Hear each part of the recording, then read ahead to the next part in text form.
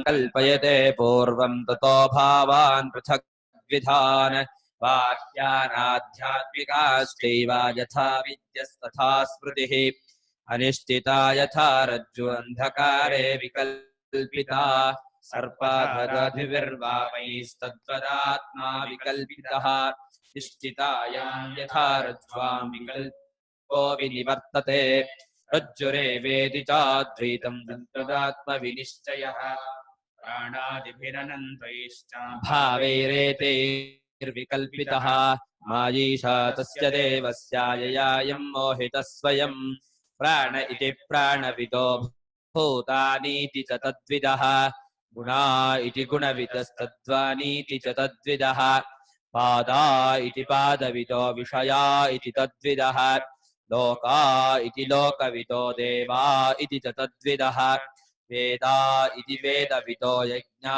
इति च तद्विदः भोक्तेति भोक्तृविदो भोज्यमिति च तद्विदः सूक्ष्म इति सूक्ष्मविदः स्थूल इति च तद्विदः मूर्त इति मूर्तविदो अमूर्त इति तद्विदः काल इति कालविदो दिश इति तद्विदः वादा इति वादविदो भुवनानीति तद्विदः मन इति मनोविदो बुद्धिरिति च तद्विदः चित्तमिति चित्तविदो धर्मा धर्मो च तद्विदः पंचविंशक इत्येके षड्विंश इत्यापरे एकत्रिंशक इत्याहुरनन्त इत्यापरे लोकाल्लोकविदः प्राहुरश्रमा इति तद्विदः स्त्रीपुंनपुंसकं लिङ्गाः परापरमथापरे सृष्टिरिति सृष्टिविदो लय इति च तद्विदः स्थितिरिति स्थितिविदः सर्वे ते हेतुर्वदा यं भावं दर्शयेद्यस्यानं भावं तु सुपश्यति पञ्चावति स भूत्वासौ तद्ग्रहः समुपैति तम् एतेरेषो पृथग्भावैः पृथगेवेति लक्षितः एवं यो वेद तत्त्वेन कल्पयेच्छोऽभिकल्पितः स्वप्नमाये यथा दृष्टे गन्धर्वनगरं यथा तथा विश्वमिदं दृष्टं वेदान्तेषु विचक्षणैः न क्रतुधो न चोत्पत्तिर्न बद्धो न च साधकः न मोक्षर्न मे मुक्तैक्येषा परमार्थता भावैरसद्भिरेवायं मद्वयेन च कल्पितः भावा विद्यतेनैव तस्मादद्वयता शिवा आत्मभावेन नानेदन्न स्वेनापि कथञ्चन प्रसङ्गिञ्चित् इति तत्त्वविदो विदुः वीतराघभयक्रोधमुनिर्वेदपारकैः निर्विकल्पो ह्ययं दृष्टः प्रपञ्चोपशमोऽद्वयः अस्मादेवं विदित्वैनम् अद्वैते योजयेत् स्मृतिम् अद्वैतं सममप्राश्य जडवल्लोकमाचरेत् निस्तुतिर्निर्नमस्कारो निस्वधाकार एव च चलनिकेतश्च यतिर्यादृच्छिको भवेत् तत्त्वमाध्यात्मिकं दृष्टं तत्त्वं दृष्टो तु बाह्यतः तद्विभूतस्तदा रामस्तत्पादप्रच्युतो भवेत् प्रज्ञानां सुप्रतानैः स्थिरव्याप्यभिर्व्याप्य लोकान् भुक्त्वा भोगांस्त्वविष्ठान् पुनरपि धृष्णोद्भासितान् कामजन्यान् पीत्वा सर्वान् विशेषान् स्वबुद्धिमुनरभं मायया भोजयन्नो माया संख्यातुरीयं परममृतमजं ब्रह्म यत्तन्नतोऽस्मि यो विश्वात्मा विविध विषयान् प्राश्य भोगांस्तविष्ठान् पश्चाच्चान्यान् स्वमिति विभवान् ज्योतिषा स्वेन सूक्ष्मान् सर्वानेतान् पुनरपि शनैः स्वात्मनि स्थापयित्वा हित्वा सर्वान् विशेषान् विगतगुणगणः पार्थसोदस्तुयः ब्रह्मादिभ्यो ब्रह्मविद्या सम्प्रदायकर्तृभ्यो वंशऋषिभ्यो नमो महद्भ्यो सर्वोपप्रवरहित प्रज्ञानघनः प्रत्यगर्थो ब्रह्मैवाहमस्मि अयं नमामि भगवत्पादं शङ्करं लोकशङ्करं शङ्कराचार्यं केशवं बादरायणं सूत्रभाष्यकृतो वन्दे भगवतो श्रीमच्छङ्कर भगवत्पूज्यपाद सद्गुरुभ्यो नमः वन्दे तं सच्चिदानन्दं यतिवर्यं महामतिं वेदवेदान्तसारज्ञं सद्गुरुं सदाहं सम्प्रदायज्ञं संयमीन्द्रं सदाश्रियं सद्गुरुं सच्चिदानन्दं सदाचारं श्री श्री सच्चिदानन्देन्द्र सरस्वती महासद्गुरुभ्यो नमः अधीहि भगवो ब्रह्म 113 ಭಾಷ್ಯ ಭಾಗ. ನನ್ನೆ 32ನೇ ಶ್ಲೋಕ ಓದಿ ಅರ್ಥ ಹೇಳಿದೀವಿ. ಭಾಷ್ಯ ಓದಬೇಕು. ಕಥಂ ಉತ್ಪತ್ತಿ ಪ್ರಲಯೋ ಅಭಾವ ಇತಿ. ಆಗಿಲ್ವಾ? ಅಲ್ಲ, ಪ್ರಕರಣಾರ್ಥೋಪಸಂಹಾರಾರ್ಥೋ ಇದಾಗಿಲ್ವಾ? ಓ ನ ನಿರೋಧ ನಿರೋಧನಂ ನಿರೋಧ ಪ್ರಳಯ. ನಿರೋಧವಿಲ್ಲ ಅಂದ್ರು. ನಿರೋಧ ಅಂದ್ರೆ ಅಡಗುವಿಕೆ, ಇಲ್ಲವಾಗುವಿಕೆ, ಪ್ರಳಯವಾಗುವಿಕೆ ಅಂತ ಅರ್ಥ. ಅದನ್ನು ನಿರೋಧ ನಿರೋಧ ಶಬ್ದ ಕರೀತಾ ಇದ್ದಾರೆ. ನಿತರಾಂ ರುಧಿರ ಆವರಣೆ, ಋಣದ್ಧಿ, ನಿತರಾಂ ಋಣದ್ಧೀತಿ ನಿರೋಧ. ಪೂರ್ತಿ ಅಡಗಿಸ್ತಾನೆ ಸಪ್ರಸ್ ಬರ್ತಾರೆ. ಉತ್ಪತ್ತಿ ಜನನಂ. ಉತ್ಪತ್ತಿ ಅಂದ್ರೆ ಹುಟ್ಟುವಿಕೆ ಅಂತ. ಎಲ್ಲ ಕಲ್ಪಿತವೇ. ಲೋಕದಲ್ಲೂ ಹುಟ್ಟುವಿಕೆ ಅನ್ನೋದು ಎಲ್ಲೂ ಮುಖ್ಯಾರ್ಥದಲ್ಲಿ ಹುಟ್ಟುವಿಕೆ ಹೊಂದೋದೇ ಇಲ್ಲ. ಮುಖ್ಯಾರ್ಥ, ಕೆಲವು ಪದಗಳಿಗೆ ಮುಖ್ಯಾರ್ಥವೇ ಇರೋ ಪದ ಇದೆ ಲೋಕದಲ್ಲಿ. ಹುಟ್ಟು ಅನ್ನೋದು ಮುಖ್ಯಾರ್ಥ ಎಲ್ಲೂ ಇಲ್ಲ. ಹುಟ್ಟು ಅನ್ನೋದು ಇಲ್ಲದ ದುಟ್ಟತ್ತ ಇದ್ದದ್ದು ದುಟ್ಟತ್ತ ಅಂತ ಕೇಳಿದಾಗ ಏನ್ ಮಾಡಿ ಹೊಂದೋಕ್ಕಾಗಲ್ಲ, ಕ್ರಿಯೆ ಹೊಂದಲ್ಲ. ಬದ್ಧ ಸಂಸಾರಿ ಜೀವ. ಬದ್ಧನು ಅಂದ್ರೆ ಸಂಸಾರಿಯಾದ, ಅಂದ್ರೆ ಹಸಿವು ಬಾಯಾರಿಕೆ ಶೋಕ ಮೋಹಗಳನ್ನು ಸುತ್ತುತ್ತಿರುವಂತಹ ಜೀವ. ನಾನು ಅಂತ ಅಂದ್ಕೊಂಡವನು, ಅವನು ನಿಜವಾಗಿಲ್ಲ. ಸಾಧಕ ಸಾಧನವಾನ್ ಮೋಕ್ಷಸ್ಯ. ಸಾಧಕ ಬೇರೆ ಮುಮುಕ್ಷು ಬೇರೆ ಮಾಡಿದ್ದಾರೆ. ಮೋಕ್ಷಕ್ಕೆ ಸಾಧಕ ಅಂದ್ರೆ ಜಿಜ್ಞಾಸು. ಮುಮುಕ್ಷು ಅಂದ್ರೆ ಮೋಕ್ಷಾರ್ಥಿ, ಅಂದ್ರೆ ಮುಕ್ತನಾಗಬೇಕು ಅಂತ ಅವನು ಜಿಜ್ಞಾಸುವೆ. ಸಾಧನೆ ಮಾಡ್ತಾ ಇದ್ದಾನೆ. ಕರ್ಮಯೋಗ, ಭಕ್ತಿ ಯೋಗ, ಉಪಾಸನಾ ಯೋಗ ಮಾಡ್ತಾ ಇರುವಂಥ ಸಾಧಕ. ಮೋಕ್ಷಕ್ಕಾಗಿ ಹೇಗಾದ್ರು ಮಾಡಬೇಕು ಅಂತ. ಮುಕ್ತನಾಗ್ಬೇಕಪ್ಪ, ಇನ್ನೇನೇ ಆಗಲಿ ತಹತೆಯಿಂದ ಬಿಡಿಸ್ಕೊಂಡ್ಬಿಡ್ಬೇಕು ಅಂತ ಒದ್ದಾಡ್ತಾ ಇರುವಂಥ ಮುಮುಕ್ಷು ಮುಕ್ತ. ಅವನು ಕೂಡ ನಿಜವಾಗಿ ಇಲ್ಲ. ಮುಮುಕ್ಷುವೂ ಇಲ್ಲ, ಸಾಧಕನೂ ಇಲ್ಲ, ಬದ್ಧನೂ ಇಲ್ಲ, ಸಂಸಾರಿಯೂ ಇಲ್ಲ, ಉತ್ಪತ್ತಿಯೂ ಇಲ್ಲ, ಪ್ರಳಯವೂ ಇಲ್ಲ. ಮುಕ್ತ ವಿಮುಕ್ತ ಬಂಧ. ಅದು ಕೂಡ ಕಲ್ಪನೆ ಅಂತ ಇದ್ದಾರೆ. ರಮಣ ಮಹರ್ಷಿಗಳು ಮುಕ್ತರು, ಶಂಕರಾಚಾರ್ಯರು ಮುಕ್ತರು, ಪರಮಹಂಸರು ಮುಕ್ತರು. ಅದು ನಮ್ಗಳ ದೃಷ್ಟಿ ಹೇಳಬೇಕೆ ಹೊರತು ಬ್ರಹ್ಮದೃಷ್ಟಿಯಿಂದ ಮುಕ್ತರು ಅನ್ನೋದು ಅರ್ಥ ಇಲ್ಲ. ಇರೋದು ಅದು ಒಂದೇ ಆದಾಗ ಯಾವ ಪದಕ್ಕೂ ಅರ್ಥ ಇಲ್ಲ, ಯಾವ ಕ್ರಿಯಾಪದಕ್ಕೂ ಅರ್ಥ ಇಲ್ಲ, ಯಾವುದೇ ವ್ಯವಹಾರಕ್ಕೂ ಅಲ್ಲಿ ಅರ್ಥ ಇಲ್ಲ. ವ್ಯವಹಾರಾತೀತವಾದ ಸ್ವರೂಪ ಅದು. ಮುಕ್ತ ಬಂಧನೂ ಇಲ್ಲ. ಉತ್ಪತ್ತಿ ಪ್ರಲಯೋ ಅಭಾವಾತ್ ಬದ್ಧಾದಯೋ ನ ಸಂತಿ ಇತ್ಯೇಷಾ ಪರಮಾರ್ಥತಾ. ಉತ್ಪತ್ತಿ ಮೊದಲನೇ ವಿಕಾರ, ಪ್ರಳಯ ಕೊನೆಯದು. ಅದೇ ಇಲ್ಲ ಅಂದಮೇಲೆ ಹುಟ್ಟಿಲ್ಲ, ಸಾವಿಲ್ಲ ಅಂದಮೇಲೆ ಮಧ್ಯದಲ್ಲಾಗುವಂತಹ ಬೆಳವಣಿಗೆ, ಬದಲಾವಣೆ ಆಗುವಿಕೆ, ಬಂಧನ ಆಗೋದು, ಇದು ಮುಮುಕ್ಷು ಆಗೋದು, ಜಿಜ್ಞಾಸೆ ಆಗೋದು ಯಾವುದು ಕೂಡ ಇಲ್ಲ. ಎಲ್ಲವೂ ಕೂಡ ದೇಹಿನ್ಯಮನ ಬುದ್ಧಿನ ಇಟ್ಕೊಂಡು, ಕಾಲದೇಶ ಇಟ್ಕೊಂಡು, ಅವಿದ್ಯೆ ಇಟ್ಕೊಂಡು ಹೇಳಬೇಕು. ಪರಮಾರ್ಥವಾಗಿ ಯಾವುದು ಬ್ರಹ್ಮಸ್ವರೂಪದಲ್ಲಿ ಹೊಂದೋದಿಲ್ಲ, ಇಲ್ವೇ ಇಲ್ಲ ಅದು. ಈಗ ಅದ್ಮೇಲೆ ಪ್ರಶ್ನೆ, ಕಥಂ ಉತ್ಪತ್ತಿ ಪ್ರಲಯೋ ಅಭಾವ ಇತಿ.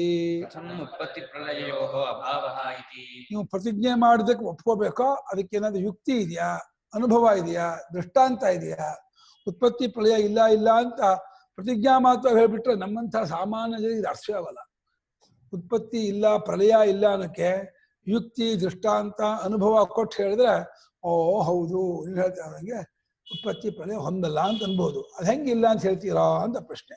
ಉಚ್ಯತೆ ಹೇಳ್ತೀವಿ ಕೇಳಿ. ಉತ್ಪತ್ತಿ ಪ್ರಳಯ ಯಾಕಿಲ್ಲ ಅಂತ ಕೇಳಿದ್ರೆ ದ್ವೈತಸ್ಯ ಅಸತ್ವ. ಇದು ತೀರ್ಮಾನ ಆಗಿಲ್ಲ. ದ್ವೈತಾಸತ್ಯ ತೀರ್ಮಾನ ಆದ್ಮೇಲೆ ಹುಟ್ಟು ಇಲ್ಲ, ದ್ವೈತವನ್ನೇ ಇಲ್ಲ ಅಂದ್ಬಿಟ್ರೆ ಹುಟ್ಟು ಇಲ್ಲ ಅಂದ್ಬಿಟ್ರೆ ದ್ವೈತ ಇಲ್ಲ ಅಂತ ತೀರ್ಮಾನ ಆಯ್ತು. ದ್ವೈತಸ್ಯ ಅಸತ್ಯ ಪ್ರತಿಜ್ಞೆ ಮಾಡ್ಬಿಟ್ರೆ ಇಲ್ಲ ಆಗ್ಬಿಡುತ್ತಾ? ದ್ವೈತವು ಬಿಡಿಬಿಡಿಯಾಗಿ ತೋರುತ್ತಿರುವಂತಹ ದೇಹೇ ನಿಮನೋ ಬುದ್ಧಿಗಳು ನಿಜವಾಗಿಲ್ಲವಾದ್ದರಿಂದ. ಯಾಕಿಲ್ಲ? ದ್ವೈತ ಇರೋದಾದ್ರೆ ಯಾವಾಗಲೂ ಇರಬೇಕು, ಅದು ನೀವು ಮಾಡ್ಕೊಂಡ್ಬಿಟ್ರು. ಇರೋದಾದ್ರೆ ಯಾವಾಗಲೂ ಇರಬೇಕು ಅಂತ ಇಟ್ಕೊಂಡ್ರೆ ಯಾವಾಗಲೂ ಇರೋದು ಯಾವುದೂ ಇಲ್ಲ. ನಿದ್ದೆಯಲ್ಲಿ ಯಾವುದೂ ಇರಲ್ಲ, ಹೋಯ್ತು. ಒಂದನ್ನು ನೋಡ್ತಿರ್ಬೇಕಾದ್ರೆ ಇನ್ಯಾವುದೂ ಇರಲ್ಲ. ಗಡಿಗೆ ನೋಡ್ತಿರ್ಬೇಕಾದ್ರೆ ಪ್ರಪಂಚದಲ್ಲಿ ಯಾವ ಪದಾರ್ಥವೂ ಇರಲ್ಲ. ಯಾವ ವೃತ್ತಿ ಜ್ಞಾನ ಇರ್ತೋ ಅದು ಒಂದೇ ತತ್ಕಾಲ ತೋರೋದು, ಇನ್ನೊಂದು ತೋರೋದೇ ಇಲ್ಲ. ಆ ಕಾಲಕ್ಕೆ ಒಂದು ಕಾಲಕ್ಕೆ ಒಂದೇ ಜ್ಞಾನ, ಒಂದೇ ಅನುಭವ ಆಗೋದ್ರಿಂದ ಆ ಜ್ಞಾನ ಆ ಅನುಭವದಲ್ಲಿದ್ದಾಗಲೇನೆ ಇನ್ನೊಂದು ಆಗುತ್ತೆ, ಇದಾಗುತ್ತೆ ಅಂದ್ರೆ ಅದು ಹೊಂದೋದೇ ಇಲ್ಲ. ಕರೆಕ್ಟಿಂಗ್ ಟು ಆಡಿಯೋ ಇದಾಗಿದೆಯಲ್ಲ, ಅವ್ನಿಗೆ ಆಡಿಯೋ ಆಗಿಲ್ಲ. ಹಾಗಾದ್ರೆ ಅವ್ನಿಗೆ ಆಡಿಯೋ ಬರ್ತಾ ಇಲ್ವ? ಬರೀ ಇದಿದೆಯಾ?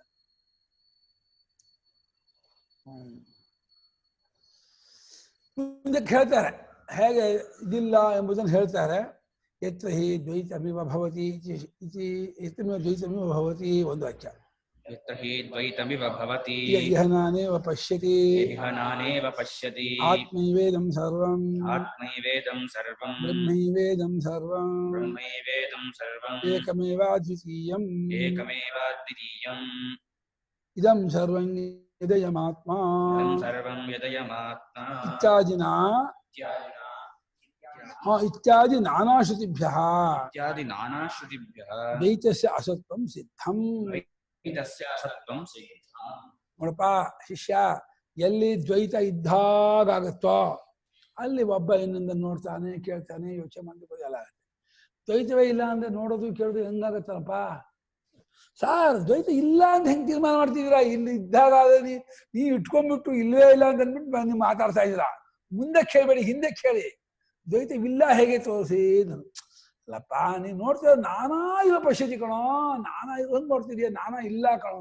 ಈಗ ಕಾಣ್ತಾ ಇದೆಯಲ್ಲ, ಅದು ಕಾಣ್ತಾ ಇರೋದು ಅಂದ್ರೆ ಕಾಣ್ತಾ ಇರೋ ಹಾಗೆ ಕಾಣ್ತಾ ಇದ್ದೀನಿ ನೀನು ಅಂದ್ಕೊಂಡಿದ್ಯಾ? ಅದು ಕಾಣ್ತಾ ಇರೋ ಹಾಗೆ. ಹಾವು ಕಾಣ್ತಾ ಇದ್ದೀನಿ, ಹಾವಿರತ್ತ ಅಲ್ಲೇ. ಹಾವು ಕಾಣ್ತಾ ಇದ್ದೀನಿ ಅನ್ನೋ ಹಾಗೆ ನೀಯೇ ಜಗತ್ ಕಾಣ್ತಾ ಇದ್ದೀನಿ ಅಂತ ಇದೆಯಾ? ಕಾಣ್ತಾ ಇರುವಂಥದ್ದಲ್ಲ. ಯಾಕೆಂದ್ರೆ ಏನು ಕಾರಣ ಕೇಳಿದ್ರೆ ಆತ್ಮವೇದಂ ಸರ್ವಂ, ಎಲ್ಲವೂ ಆತ್ಮನಾಗಿದೆ. ಹೆಂಗ ದ್ವೈತ ಕಾಣ್ತೀಯೋ? ಎಲ್ಲವೂ ಆತ್ಮನೇ ಅನ್ನೋದು ನಿಜ, ದ್ವೈತವೂ ಇದೆ ಅನ್ನೋದು ನಿಜ, ಇನ್ನೊಂದನ್ನು ನೋಡ್ತೀನಿ ಅನ್ನೋದು ನಿಜ. ಆಗತ್ತಾ? ಏನ್ ಮಾಡಿದ್ರು ಅಲ್ಲಿ ಅಮೆಂಡ್ಮೆಂಟ್ ಮಾಡೋಕ್ಕಾಗಲ್ಲ, ಅಲ್ಲಿ ಅಡ್ಜಸ್ಟ್ ಮಾಡೋಕ್ಕಾಗಲ್ಲ. ಆತ್ಮವೇದಂ ಸರ್ವಂ ಅಂದ್ರೆ ದ್ವೈತಮಿವ ಭವತಿನೇ ನಾನಾ ಅನ್ನೋದು ಇಲ್ಲೇ ಇಲ್ಲ, ನಾನಾ ಇದ್ದಂಗೆ ಆಗುತ್ತೆ. ಆತ್ಮನೇ ಎಲ್ಲವೂ ಅನುಭವ. ಶ್ರುತಿ ಇನ್ನೊಂದು ಆತ್ಮವೇದಂ ಸರ್ವಂ ಇದಂ ಸರ್ವಂ ಅನುವಾದ ಮಾಡ್ಕೊಂಡು ಏನು ಅವಿದ್ಯಾ ಕಲ್ಪಿತವಾಗಿ ಏನೇನು ತೋರ್ತಾ ಇದೆ ಅದು ಜ್ಞಾನಿಗಳ ದೃಷ್ಟಿಯಲ್ಲಿ ಇದೆಲ್ಲ ಆತ್ಮನೇ ಅಂತ. ಆತ್ಮವೇದಂ ಸರ್ವಂ ಬ್ರಹ್ಮೈವೇದಂ ಸರ್ವಂ ಅದು ಎಲ್ಲಿ ಸಿಕ್ಕಿಲ್ಲ. ಇದು ಬ್ರಹ್ಮೈವೇದಂ ವಿಶ್ವಮಿದಂ ವಿಶ್ವ ಇದೆ ಮುಂಡಕದಲ್ಲಿ. ಈ ವಾಕ್ಯವನ್ನು ಅನೇಕರು ಕೊಟ್ಟಿದ್ದಾರೆ. ಬ್ರಹ್ಮವೇದಂ ಆತ್ಮವೇದಂ ಸರ್ವಂ ಕೊಟ್ಟಿದ್ದಾರೆ. ಬ್ರಹ್ಮವೇದಂ ಸರ್ವಂ ಆತ್ಮವೆಲ್ಲ ಒಂದೇ. ಕೆಲವರು ಅರ್ಥ ಕೊಟ್ಬಿಡ್ತಾರೆ. ಆತ್ಮ ಪಶ್ಚಾತ್ ಆತ್ಮ ವಿಕ್ಷದ ಆತ್ಮ ಆತ್ಮ ಆತ್ಮತ ಏವೇದಂ ಸರ್ವ ಇದೆಯಲ್ಲ, ಆತ್ಮತ ಏವೇದ ಸರ್ವ ತಾ ಬಿಟ್ಬಿಟ್ಟು ಆತ್ಮ ಅಂತಾರೆ.